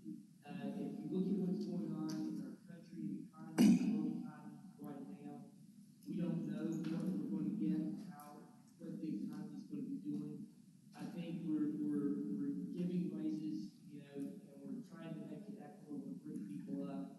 I would prefer if we could possibly wait on this and see where we are, because we want to do the studies. We all know we want to do this, but let's make sure we have the money before we commit ourselves. And for that reason, I'm going to not vote for this, Councilman Espinosa, but I truly appreciate where your heart is, and I hope that we can do this in January. Thank you, Mr. Chair.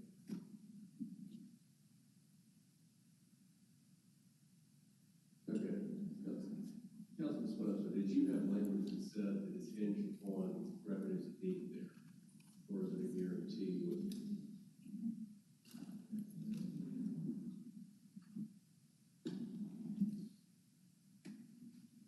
I'll read from what we have currently.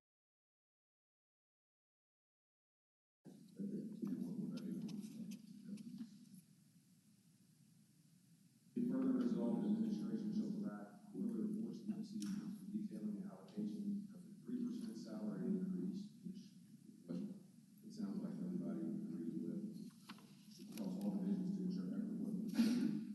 Following the final determination of the total cost of said increase, the administration shall also report that the projected property tax revenue is estimated at $6.5 million associated with it, designated the general fund unassigned balance.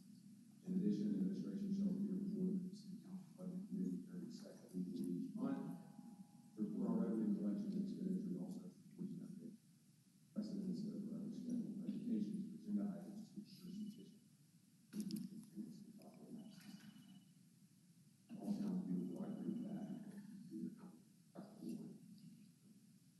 Money would come from that $6.5 million in that paragraph. If that's not enough, then I think we all read the projected tax payments would be $12 million. That's where it's going to come.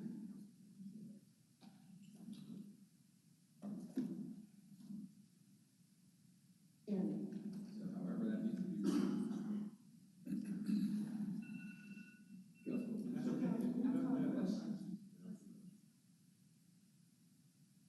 Can I call the question? No. Okay. Councilman Fortier.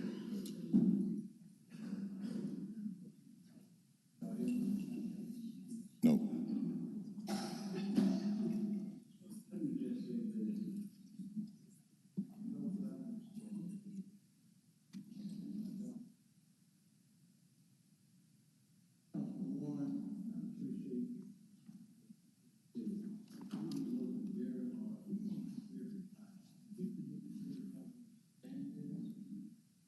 We read zero. Zero. I want y'all to understand. We read zero.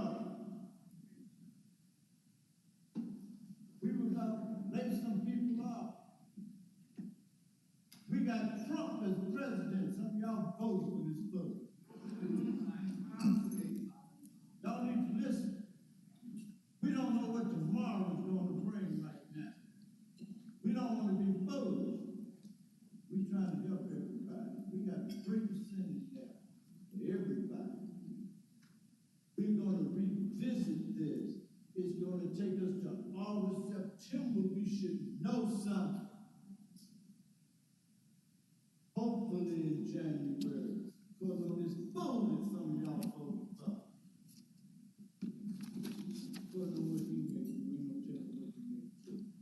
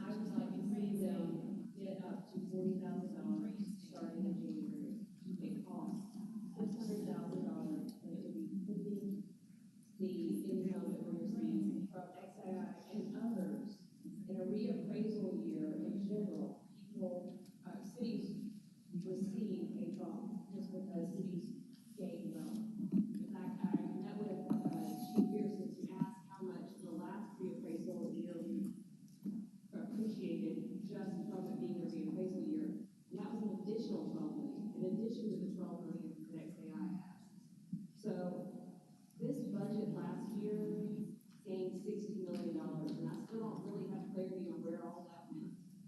We didn't build a school, we didn't build a hospital, we didn't buy a hotel, I guess. But I want to see the library workers, the sanitation workers, the people who are working hard and not earning very much, get up to $40,000 a year for a living wage. So I make that motion to amend, and I would appreciate the second. Second, point of information, Mr. Chair. I was under the impression that within this document, we had already moved to the 40,000 for everyone else. Is that correct?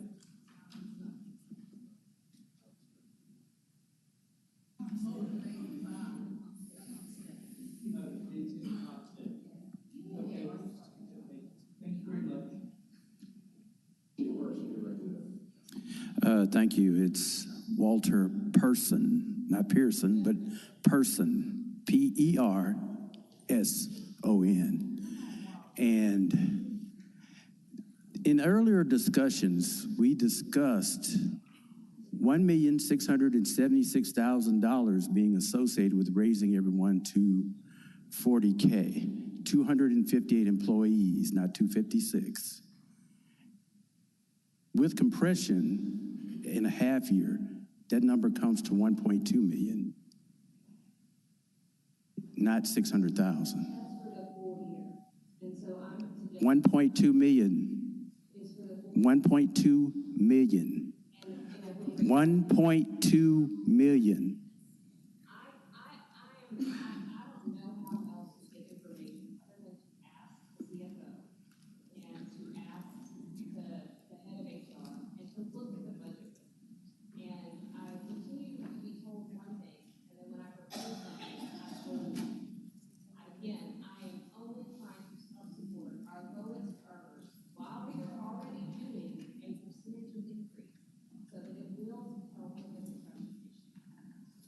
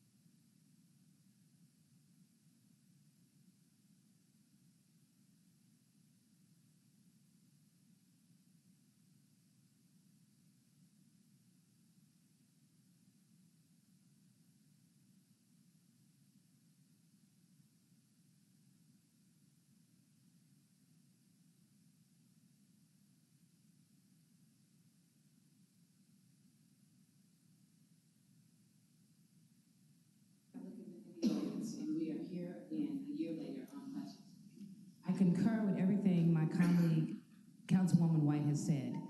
I went back and I reviewed last year's budget just to make sure and to understand that what we said, that we're still committed to what we said we would do, and that is true. The thing that bothered me when I looked back a year ago, we got a register fee increase, we got a rate, tax rate increase, and the same ones that are talking now are the ones that didn't vote for you and didn't vote for the increases. So what I want you all to understand is, when I sit in this chair, just like everyone else that sits in this chair, I think about the cost of living, what is going on in this city. We take in great consideration of what your wages are and what it looks like. And it's a process. We're not here trying to steal your money. I don't need your money. I'm not trying to steal it. I want to see this city grow and move forward. As my colleague said, there was a zero to give you nothing. But we worked and we prayed and we came up with a number. And we will revisit it. You don't have to come look for me. I'm easy to find. I'm going to be right here. We will revisit it. This is not the time where I don't know what promise has been made to whoever been made to, but this is not the time to play with people's lives and to sit up here and to try to make something out of nothing, and we don't have it right now. And we said that last year. We said that. We said that in FY26. Work with us. Be patient with us. We asked you that. I'm not sitting here, you don't owe me anything, but I owe you to represent you fairly, with integrity, and with honesty, and to be truthful. And that I will do. So I hope, and my prayer is, that you all will be patient with us, that you all will take in great consideration and what we're really trying to do up here. I was once sitting right out there, got kicked out of here. All that's going on, I was right there. And now I'm in this seat to make a difference. And that I will do. That I will do until my term is up. But however, be patient. Councilman Ford said it. Be patient with us. We're navigating through all of this. And we're going to navigate it where we all can be equal and riding and playing on the same playing field. Thank you. Thank you, Chairman. Thank you, Councilwoman. Councilwoman Dr. Isha Thomas. Thank you, Chair. I do want to thank Councilwoman Green for bringing the concept up of that, and then also Councilwoman White for reminding me and us of what you included in this resolution for the task force. I also want to support that task force because it will also allow for us not only to look at who's making under or over a certain amount of monies, but also as we look at our hourly employees and seeing what our hourly wages are for those who may be working either seasonally at our summer camps or our lifeguards, but also those who may be working all year who are part-time. And what are those wages? Are they 13, 14, 15, 16? And how can we set that as well? So as we're thinking about those with salaries, I look forward to the task force being able to bring back in a timely manner information that'll help us with folks who are having salary and wages, but also hourly. So hopefully that'll yield some good results, and that's why I'll be supporting the task force over the addition now, because I want to see how we can also include our hourly employees in that and not just our salary workers. Thank you, Councilwoman. Councilwoman Logan. Thank you, Chair. And also, as we are discussing this process, and you all are hearing some of the things that came out during all of our budget season, one thing that is critical that we all must, as Memphis residents, we all must be cognizant of is the fact that our fund balance, we are at a critical point with our fund balance. It's just like your savings account at your house, or we have to, as representatives of this city, we were elected to make certain that we remain solvent, which means we remain a healthy city financially. And if we continue to take money from our savings, I'll say it like that, from our fund balance, we are putting our city in jeopardy of being taken over. The comptrollers or others coming in our finances. For us, we're in jeopardy of not having critical funding that is needed. If there's something that the city needs or disaster or anything was to happen, we won't be able to help our citizens, such as COVID and other areas, other things that have happened. But we have to be responsible enough to know that you cannot continue to deplete your savings in your rainy day fund and be able to, like for instance, we're on the New Madrid fault. If there was a critical thing that happened in our, a disaster that happened in our area, we want to be able to help residents. We want to make certain that we can pay our bills. So those are some other things that we are looking at, because we are at that critical point to where we are $3 million away from being under what the state requires. So we cannot continue to use that money because the citizens will be looking at all of us if it's under our watch that we used all of our savings and all of our fund balance. So these are some, in addition to what my colleague said, these are some other things that we have to look at as well. So between now and January, we'll have opportunity to look at ways to increase that, look at ways to increase salaries in those areas that are underfunded, and not be hasty in doing that now. So all of us have to be patient and go through this process so that we can continue to be healthy and viable as a city. Thank you, Councilwoman. Councilman Ford Sr. Thank you. Chief Person, will you come up for a minute? Question I need to ask you.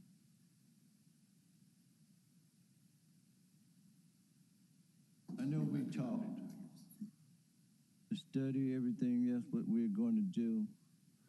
I know you gave kind of a little timeline between August, September. I want to make sure I'm right on the timing, where everybody will know what we're trying to do to get to January. Can you kind of explain some things, how they're going, and when we would know some answers?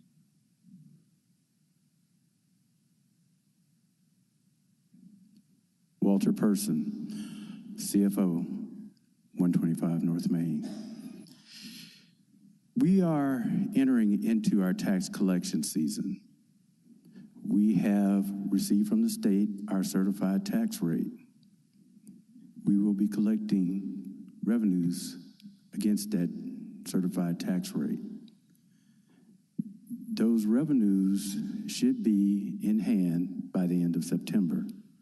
That would include revenues from a variety of entities that we've discussed here today.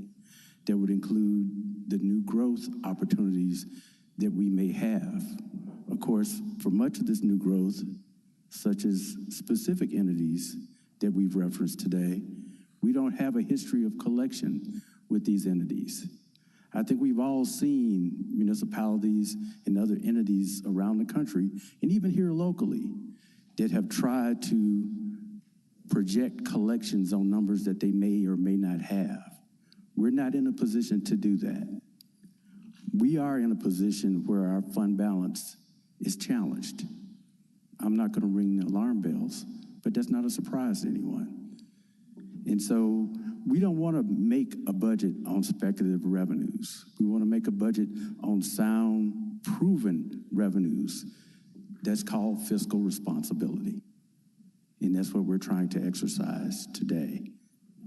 With that, I believe this body has mentioned to me, although I'm not on this body, that they plan to revisit the issue of providing raises and salary increases. And I can't speak for the mayor, nor would I ever try, but I'm not personally opposed to that. I think that that is a worthwhile pursuit, because many fellow employees here, I am very well knowledgeable of the fact that they work very hard. I work very hard, and we take our jobs seriously. But one of our jobs is fiscal responsibility, and I take that seriously as a CFO for this city. Does that get to the question that you asked, sir? I appreciate you very much. Thank you. Thank you.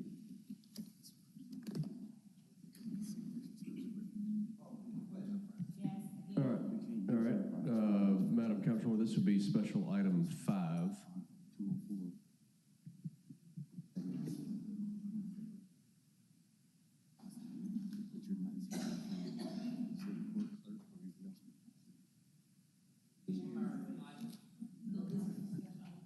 special item 5 would be what Councilwoman Green.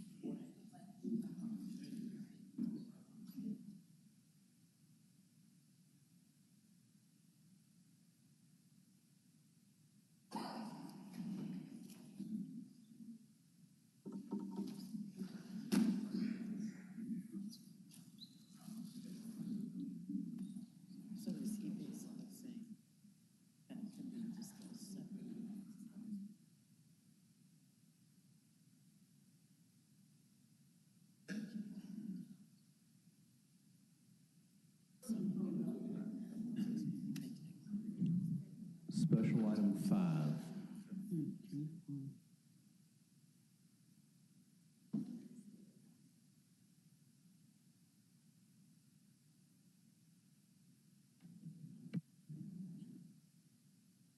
Cooper Sutton, no.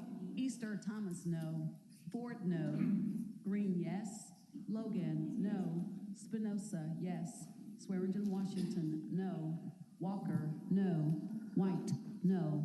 Chairman Canali, no. All right, now we're going to move back to item 39. The main motion has been made and properly.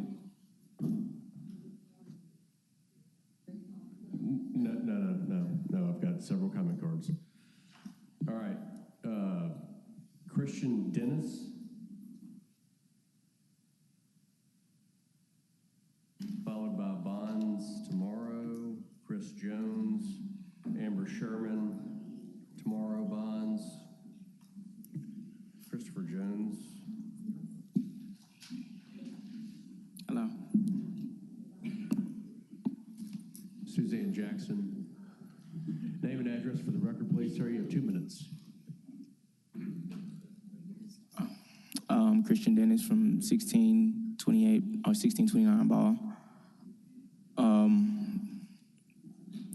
At the beginning of this meeting, during the prayer, I remember that the leader said, "No weapon formed against us shall prosper." This plant is a weapon that is formed against us. I wanted to start out with things you've probably already heard about the data center and all data centers like this one, and I wanted to end with things you probably haven't heard. So, XAI is currently the largest polluter, larger than the airport, emitting nitrous oxides, which can lead to small ground-level ozone and acid rain. Is a major polluter of formaldehyde. That is one of the main chemicals in cigarettes. The drawing from the drinking water can pull arsenic through the breaches in the clay layer, which is, the arsenic is there from TVA's unlined coal ash pits. The combination of our extraction and the pavement over recharge zones can lead to depletion of the aquifer faster than it can recharge, which can lead to a drinking water crisis. But something you probably haven't heard is a phenomenon called subsidence, which is basically the sinking in of the ground. I have 30 seconds. When they first discovered the aquifer, they drilled through the clay layer and the water shot out of the ground like a geyser. What this told us is that the aquifer is highly pressurized. The aquifer is not only a pouch of water, but it's also a foundation that the city rests upon. And over-extraction of this aquifer can lead to over-extraction of this pressure, which can lead to the sinking in of the ground itself. I've tried to speak to protect our aquifer and numerous experts about the situation, and I haven't really got a good conversation out of them, but I did some research, and I saw something similar happening in California and something similar happening in Taiwan, where they over-extracted the aquifer, and it led to the sinking in of the ground over 2 meters. So it's like, say you have a building and the window is right here. The ground sinks in 2 meters, the window of the building is now at your ankle. I need you to wrap up your comments, sir. Thank you. Thank you. Tomorrow, Bonds. Ma'am, did you fill out 2 cards? Yeah, addresses. It's 1705 Lanier Lane. Okay. Good evening, everyone. I know that you're saying that you all didn't have money to give us, but I have a daughter in college, and I can't go to the college and tell them, well, the city's saying they have 0%. I don't understand what's going on. I know the money is not going to the streets because the potholes are still there. I know because we're help filling them. The work is constantly adding up on us. We're getting new work every day. Every day we're doing flower beds and we cut grass because they saying they don't have money to pay people, but we see the contractors out there working. Our people are needing a livable wage, and that's something we're not getting. 3%. I mean, how's that going to help us? Medicine that we're getting that I have to pay for because my insurance won't pay for it. It's not like I'm getting state insurance. This is something that I'm paying for. I know the city is paying part of it, but I'm also paying my part. And they're still telling me that the insurance won't pay. I don't understand it. But we're asking for a livable wage because I can't live off of Pope money. That's something I can't do. And there's a lot of single parents out here. You got people making $15, $16. It's ridiculous. It's sad, very sad. My child is in college and I want her to complete college. That's what I want. Thank you. Thank you, Ann.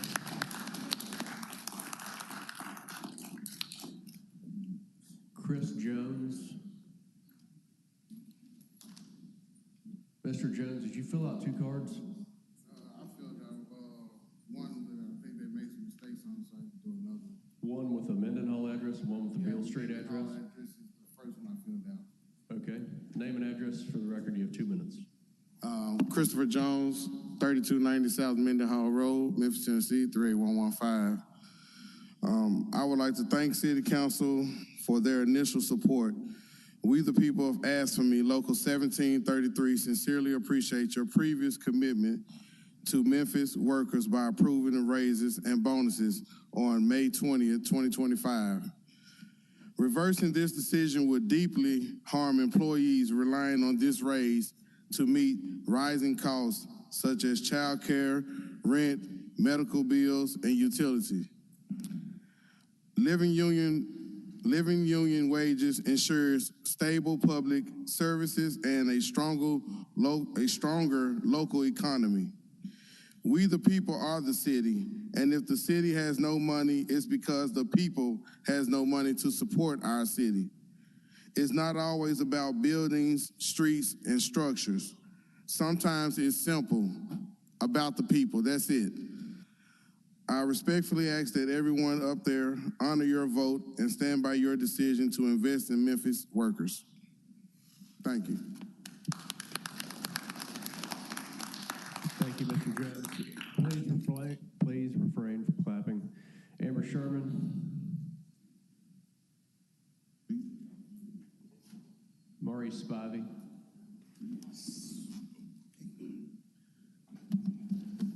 Maurice Spivey, 485 Beale Street, Memphis, Tennessee, 38103. I rise as the staff representative for Ask Me Local 1733, the historical union in which Dr. King came here in the name and likeness to support those Memphis sanitation workers.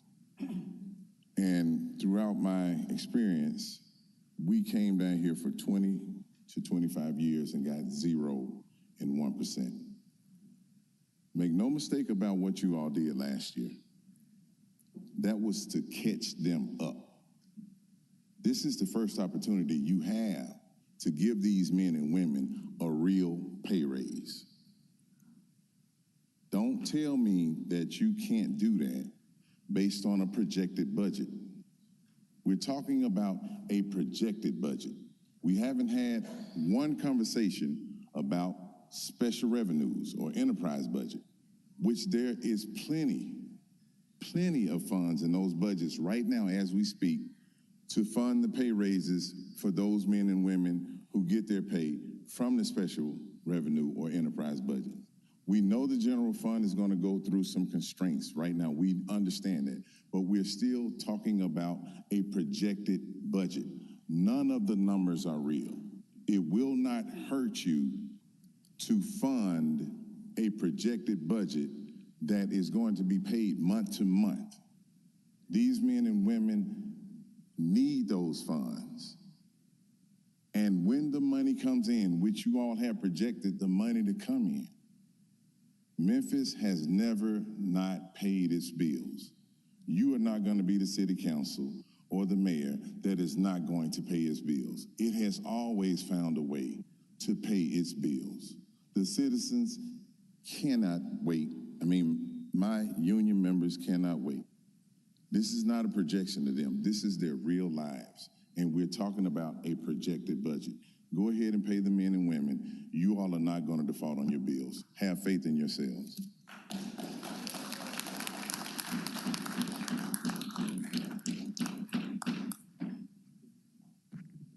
Ms. Jackson, Suzanne Jackson. Ms. Jackson. Sorry about that. I have hearing aids now, and it takes me a minute.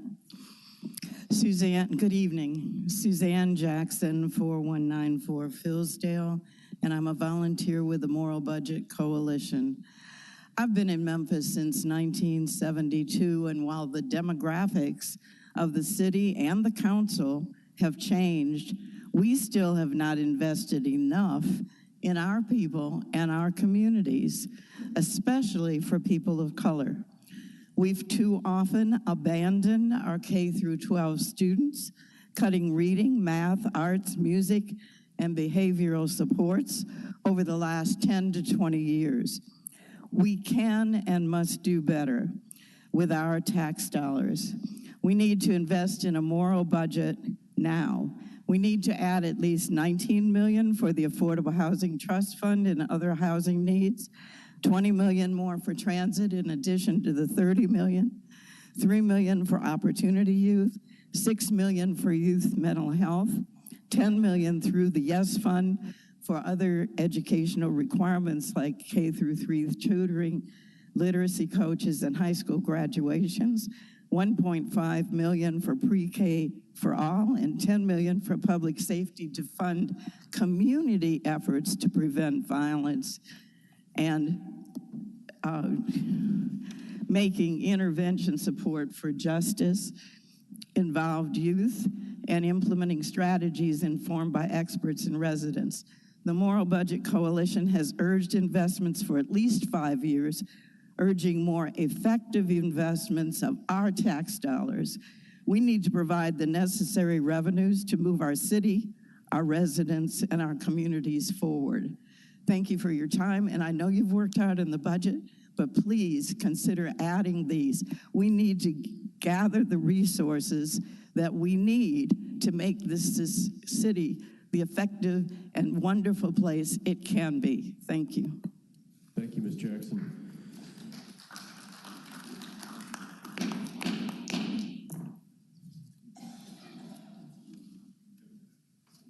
All right, that brings us to the end of comments for 39. Madam Comptroller, would you please prepare the voting screen for item 39?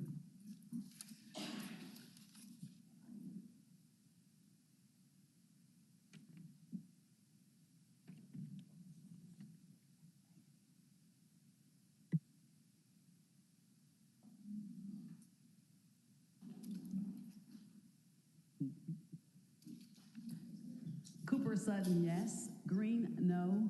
Logan, yes. Spinoza, no. Swearingen Washington, yes. Walker, yes. Warren, yes. White, yes. Chairman Canali, yes. Please show Councilmember Ford as voting yes. That item passes. Madam Comptroller, please take us to item 25.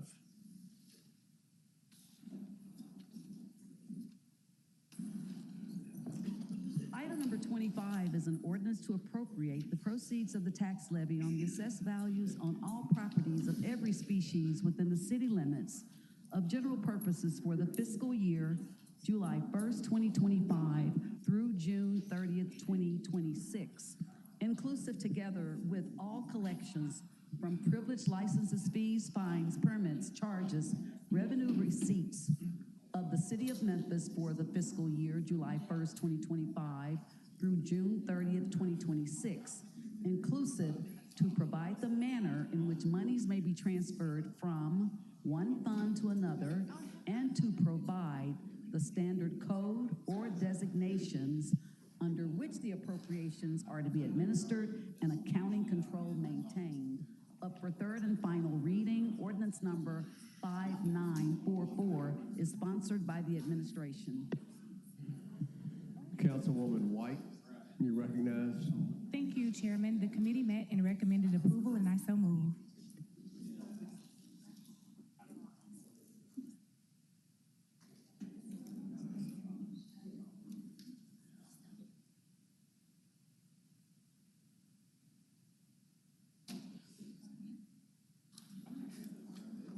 Item was moved by White, seconded by Warren. Mr. Malone.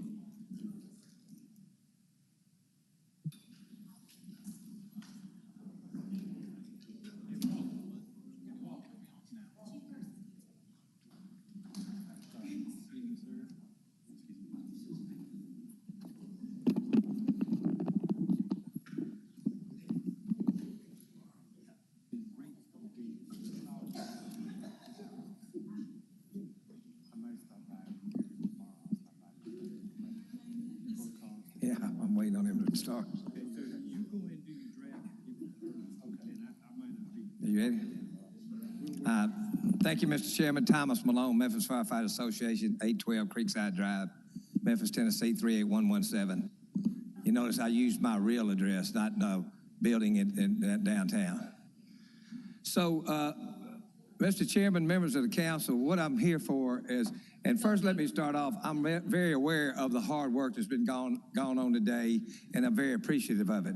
Where I'm really confused about is I've heard all these statements made and all these things, trust the system, do this and do that.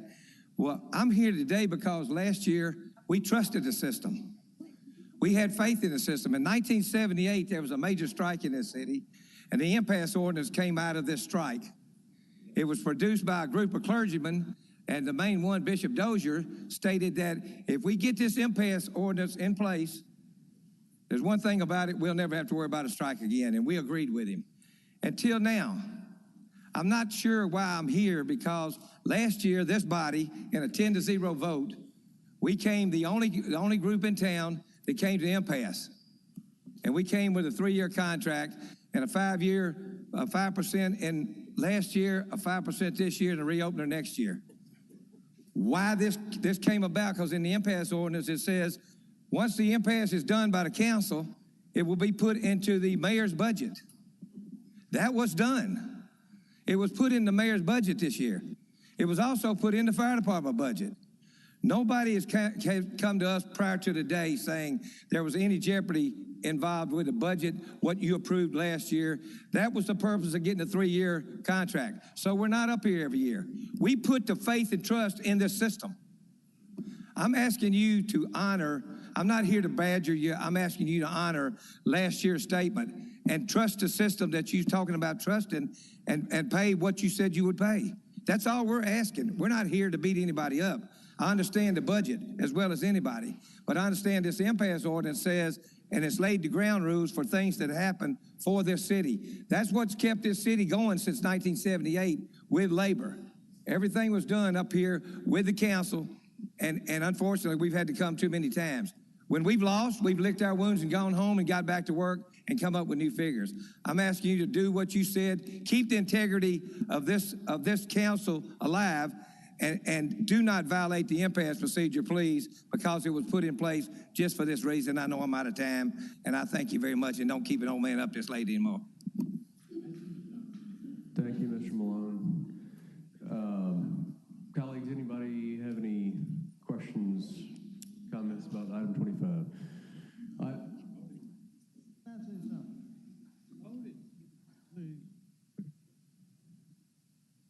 Last year, we did a budget.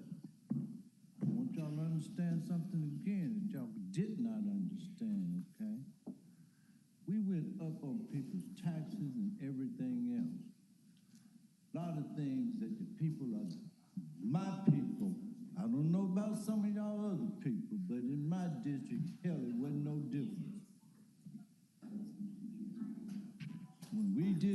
budget, we tried to make everybody happy last year. And I want y'all, what y'all forgot, I told y'all, don't come back this year. Y'all didn't understand what I said. I said, do not come back this year. Y'all didn't make a difference. Now, some of y'all presidents of all of these different things want to come up, and y'all want to rile up the people that's working. Y'all don't give a doggone about them. You care about that check that you gonna get from them. We'll look at it and decide. Because you want to still be over them. Maybe they need to get rid of y'all. I'm not scared to say it. I'm telling the truth. We're looking at people that's working. That's why we'll come together and hey, we make hard decisions. But I told y'all don't come back, and y'all said forget what the council said and what I said. I work day, night. We made y'all happy last year. We didn't have to give you a zero then. We didn't do that. But you know what? We went on people's taxes. Don't put this burden on these people right now. Do not put a burden on the city right now. Because like I said, if you would have paid attention like last year, we didn't. 80% of y'all probably been laid off without a job. But you want to come up here and say this, and what you just said is very relevant, okay? You said, hey, what we promised, you had an impasse, you had this, but until the final does not make any difference, we doing what's best for the city. But I want to deliver a message. Maybe y'all need to get rid of some of these people that's over y'all. Get rid of them. Maybe they've been there too long and got too damn much money. That's what's been happening. That's what's been happening. Because y'all don't care about these people that work out here. We trying to bring them up to par. You wouldn't care as long as these people are getting these big checks that y'all giving and you working and y'all don't get nothing, but they get it all. I'm just being honest. And you get mad at me, I don't care. I don't hold a grudge, but hey, a lot of people hold grudges, but I really don't care. I've been around for a long time, 25, 26 years. Same old. And they mess over people for a check, for a goddamn check. And I want to make sure I'm still over that because I'm going to get that check. Don't keep me as long as I get that check. So I want to get you angry, get you mad, get you this kind of way. But you don't care if they made a dime. I'm through. But it pisses me off. Pisses me off. And that's all I got to say. So sometimes it's good to be quiet. Because when you piss me off, I don't mind telling you about yourself. I really and truly don't. I really don't. But all these employees, if y'all in these unions, get the right people that represent you, that really kind of care, not the ones that care about, I'm getting this big check. I'm through. Thank you, Chair. All right, Madam Comptroller, would you please prepare the voting screen for 25?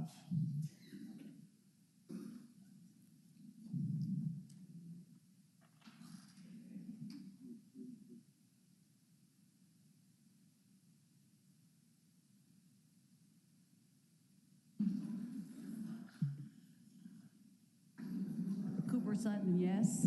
Ford, yes. Green, yes. Logan, yes. Spinoza, yes. Swearingen, Washington, yes. Walker, yes. Warren, yes. White, yes. Chairman Canali, yes. That item passes. Would you please take us to item 27? Item number 27 is a resolution for the city treasurer to prepare 2025 tax bills for state-assessed properties, all council districts. This resolution is sponsored by the Finance Division. It was held from May 6th. Councilwoman White. The committee met and recommended approval, and I so move. Item was moved by White, seconded by Warren. Seeing no members in the queue, colleagues, please please vote for item 27.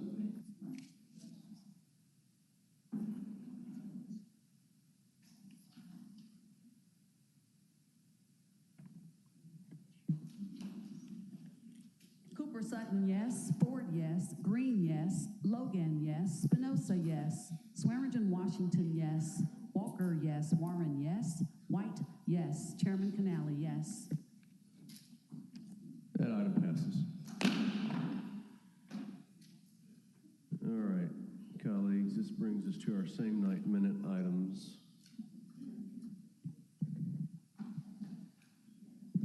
Madam Vice Chair, you're recognized. Thank you, Chair. Our same night minutes are items 9, 10, 11, 25, 27, 32, 33, 34, 35, 36, 37, and 39. And I so move.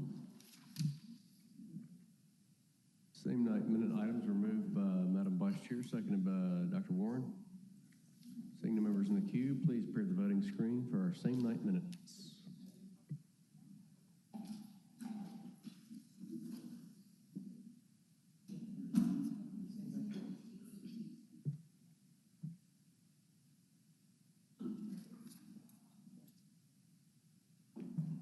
For the same night minutes, Cooper Sutton, yes. Ford, yes. Green, yes. Logan, yes. Spinoza, yes. Swearingen, Washington, yes. Warren, yes. White, recused. Chairman Canali, yes. Walker, yes. Please show Councilmember Walker is voting yes on the same night minutes. That item passes. Colleagues, before I go to public comment, which we've got quite a few if they're still here, I just want to say a few words to you and to the staff, to the employees.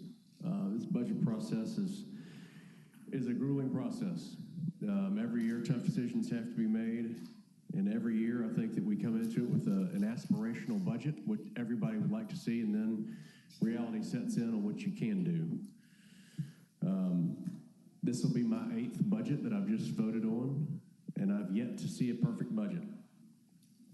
But to all the employees, I want all of you to know that you're appreciated. We respect you.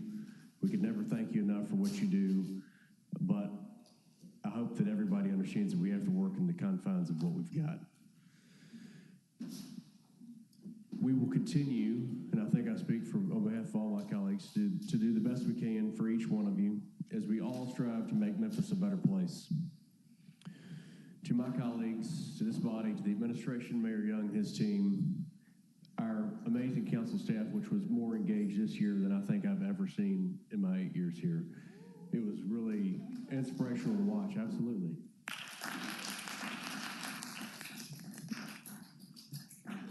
And I truly appreciate everybody's involvement. I think that true collaboration is what makes this process work best. So again, it wasn't perfect. It will never be perfect. But I appreciate each one of you. It's an honor to serve alongside of you, and I know that everybody's heart is in the right place, and we want to do the very best we can for all of our city workers and for all of our constituents. And I believe that we can continue to strive to do the best we can each and every day and understand that we can't let perfect get in the way of good. And I think what we've done today was good. So thank you again. Mrs. G. Eccles? No. Sam Eccles? Tony Jackson?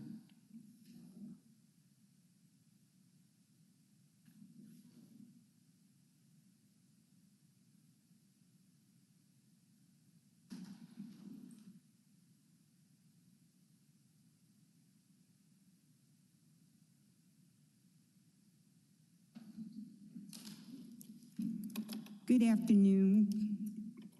If you'd give us your name and address for the record, you have 2 minutes, ma'am. Yes, Tony Jackson, 4363 Pepper Tree Road, Memphis, Tennessee, 38109. Good afternoon, Councilman. I stand here today not just as a concerned resident of Westwood, but as someone who believes in accountability, respect, and follow through. According to Westwood Neighborhood Association President Mrs. Hughes, Councilmember Ford committed to attending our neighborhood meeting on June 7th. Our community was told he would be there. People took time out of their day. We showed up, but he didn't. Now, I understand things come up, but what we're asking for is simple. Show up for us like we showed up for you at the voting booths. When leadership makes a promise, especially to the neighborhoods like ours that are often overlooked at matters, it's about trust. It's about presence. It's about honoring the people you serve. We're not asking for perfection. We're asking for consistency, transparency, accountability, and the kind of leadership that doesn't just show up during election season, but stand with us year-round. Westwood deserves to be heard. We deserve to be seen. And starting today, we are going to make sure that happens. Thank you, Ms. Jackson. Brian Bruce.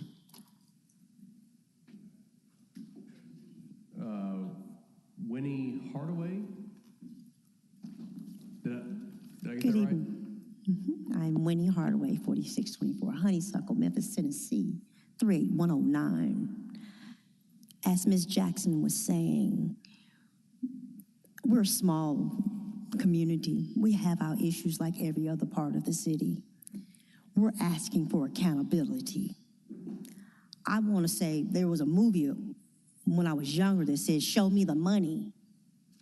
I need to know where's our pool money that's been promised to us for more than 7 years. Our pool's still not open this year.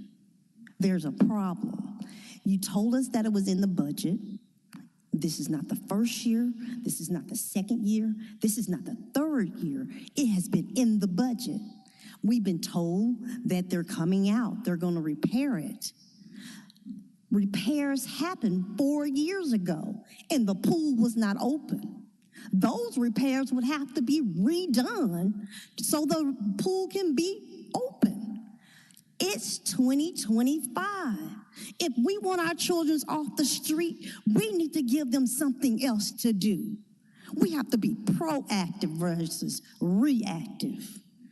And since there's problems in our neighborhood, in our city, come on, let's invest in our children. I'm not asking for $18 million for a brand new one, although you promised us one in the 80s when I was a child. I was excited about a brand new one. We didn't get it. Our money was advocated somewhere out east.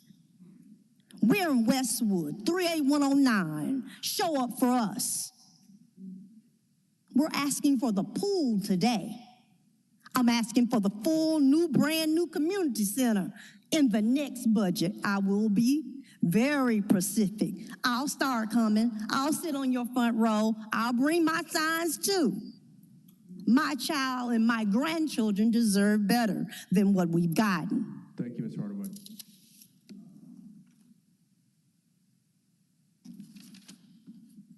Dr. Kimberly Pearson. Hold on. She mentioned about a pool. Can I make a comment? Come back, Charles.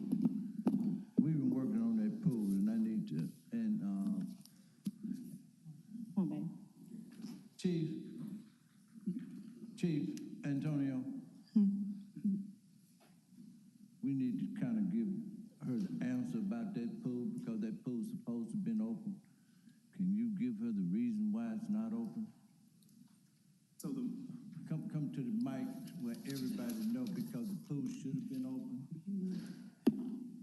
You are correct, Councilman Ford. The pool should have been open.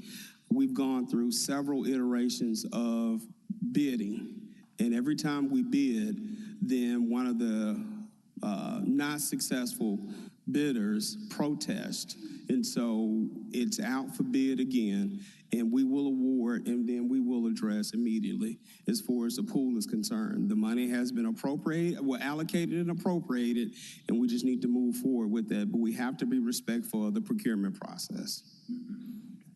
Can I respond? You could go, yeah, come. The money has been advocated for 4 years. The bid has been out before April. The city has people, not trying to be funny, we got other pools open that are being maintained. Why can't we just use who we have already that has the funding or the backing or whatever, the manpower to do it? Why do we have to wait? And what's your time frame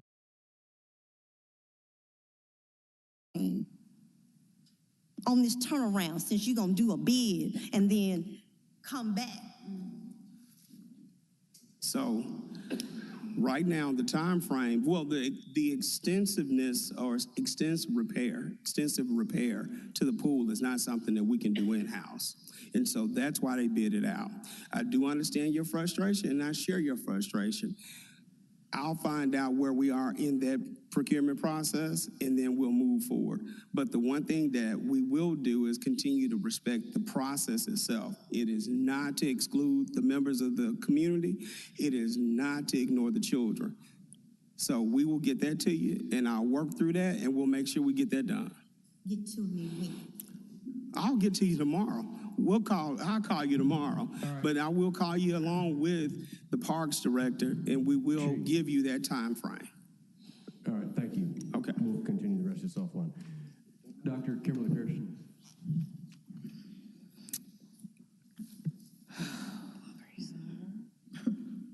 Okay. So at the beginning of the meeting, an hour and 20 minutes late, our time was disrespected.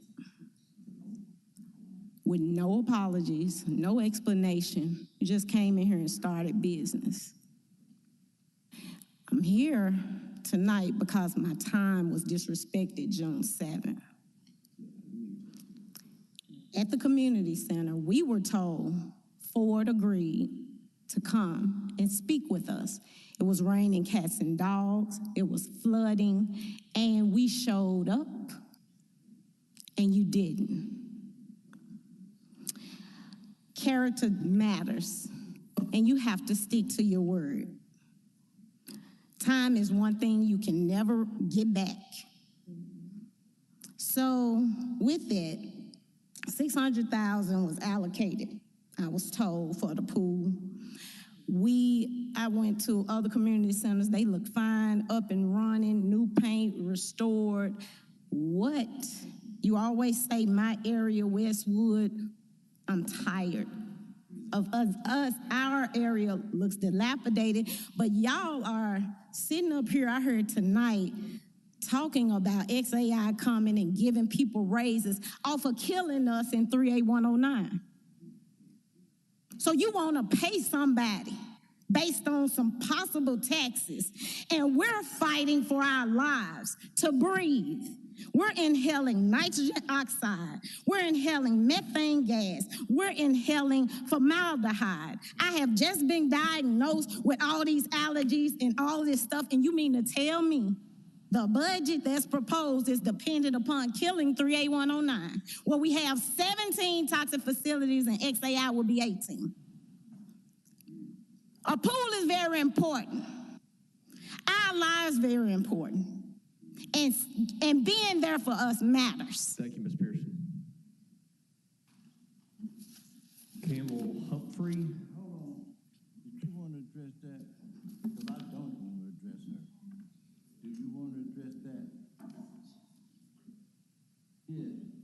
Since she said she invited this address, because I'm tired of people just trying to say things. So I don't want to address it. Thank you, Tara Dearlong, legislative analyst for Councilman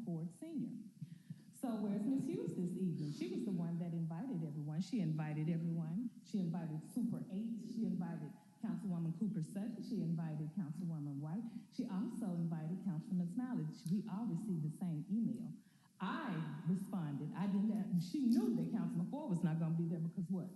Saturday is the day for the dead for Councilman Ford.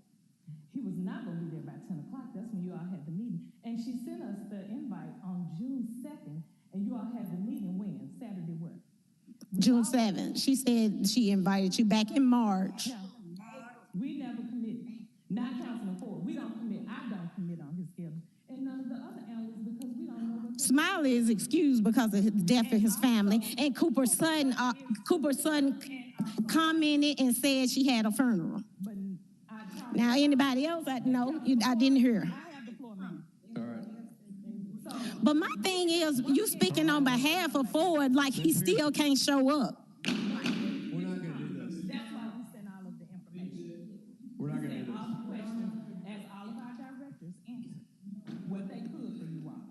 So as for Ms. Hughes, I don't see Ms. Hughes here. Where Ms. Hughes? She's the one that She left earlier. But she was here. Y'all were an hour and some late. All right. Well, she was here. She was here. Campbell Humphrey. Thank you. At the end of the day, he still got to show up. Richard Massey. Who? Julia Kelso. That's not us. Jasmine Bernard. Zoe Dondelinger. Alex Pritchett. Connor Duckworth. If you hear your name called, please stand up. Azano Bruce.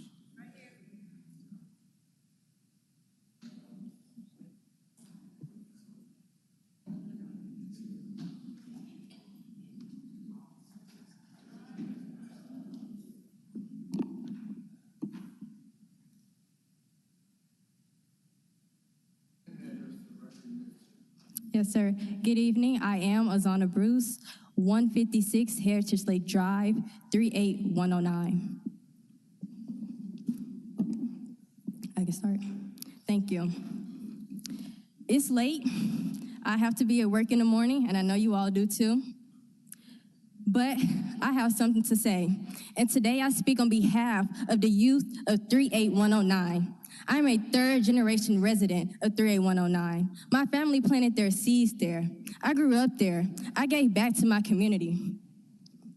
I was raised to notice the problems in my community and aid in ways to help it. I support the ordinance for regulation around XAI because it gives an essential framework to protect the lives of vulnerable people. I want to have a home to come back to where I can give back to my family and breathe freely without the threat of cancer and the harmful pollutants that you will put in the air if you deny the regulation on these data centers. So today, I sincerely ask you to consider the harmful implications that you place on my family and my friends by denying this regulation. Stop suffocating us. Stop throwing us to the curb for financial gain and false promises that lead to displacement, disease, and death. Stand up for our community. Stand up for your kids. Stand up for me. And most importantly, stand up for 38109. While AI could make human life easier, it also has significant environmental drawbacks because it depletes our natural resources. We must diligently counter these adverse effects as it poses to everyday existence. Humans need water just as much as machines do. Humans need clean air to breathe and prosper. Black and brown children deserve to grow up in a healthy environment without corporate greed proposing threats to our lungs. These data centers are being built in my backyard every day, and it's saddened to see. So today, I encourage you to take a stand, to look up what we need to look up to make this regulation happen. Stand up for us. Thank you. Thank you for your comments. David Rahane.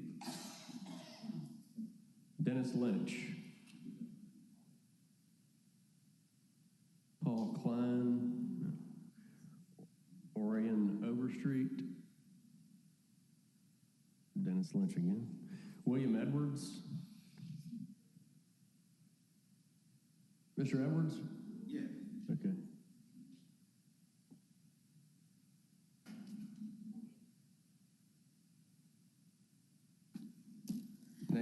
Yes, sir, you have 2 minutes. William Edwards, 2116 Bennett Avenue, Memphis, Tennessee. Chairman, before I get started and you start the clock, I indulge you to give me an additional 30 seconds. And the only reason why is I don't want to be out of order, but what I have to say I feel is important. And I waited for the meeting to start officially, and I waited till the end. Go ahead, sir. I'll give you 30 seconds. Thank you very much. I'm calling for the city council to consider the condition of the youth in Memphis, the black youth. The unemployment rate is 30%, which is double the national average. And the situation is that there are 38,000 black youth in the city of Memphis between the age of 15 and 19. The city, through their summer program, only gives jobs for 1,000 of them. And based on fast food and other employment opportunities, we would say that 35,000 of those black youth are unemployed for the summer. The city just put together a program that cut the hour of the community centers at 1 o'clock, which they were in operation until 6. So that means at the height of the day, even in the pools, they're not going to have a safe place to congregate or to deal with. Dealing with the murder rate of those same youth, there is, on the average for the last 3 years, there's been a total of 90 youth that have been murdered in Memphis, on the average between the age of 0 and 12 to 13 and 17, 25, 20, 18 of 25, 75. And there's been 90 murders already this year. And I know you're looking down, Chairman, but I at least would like to get your attention simply because I'm one of those people in the city that actually does work. I do programs in Orange Mound. I'm actually doing a program with youth in 2 different facilities and 2 different locations. And I believe that if the city puts more funding in their discretionary funds toward community-based programming that deal with the actual things that people deal with, then a lot of the murders, a lot of the situations that happen with our youth would subside. And so that's why I wanted to come before you. And Councilperson Sutton is someone that is committed, and I'm actually doing another program with youth to provide them employment. But the city needs to help those people that are on the ground or grassroots doing things, because you guys go to your homes. We live in the communities that the people get killed, and we're the ones that are trying to keep them from keeping a gun in their hands. But we have to give them other skills and other abilities to reverse or to change those guns that are in their hands at this time. Thank you, Mr. Edwards. Thank you for all you do. Appreciate you being here. C. Yergin, Jasmine Bernard, Glenova Sosi, Alex Pritchett, Connor Duckworth, Pars Reeves, Orion Overstreet, Christian Dennis, Karen McGee, Campbell Humphrey, Christian Dennis again, Glenda Hicks,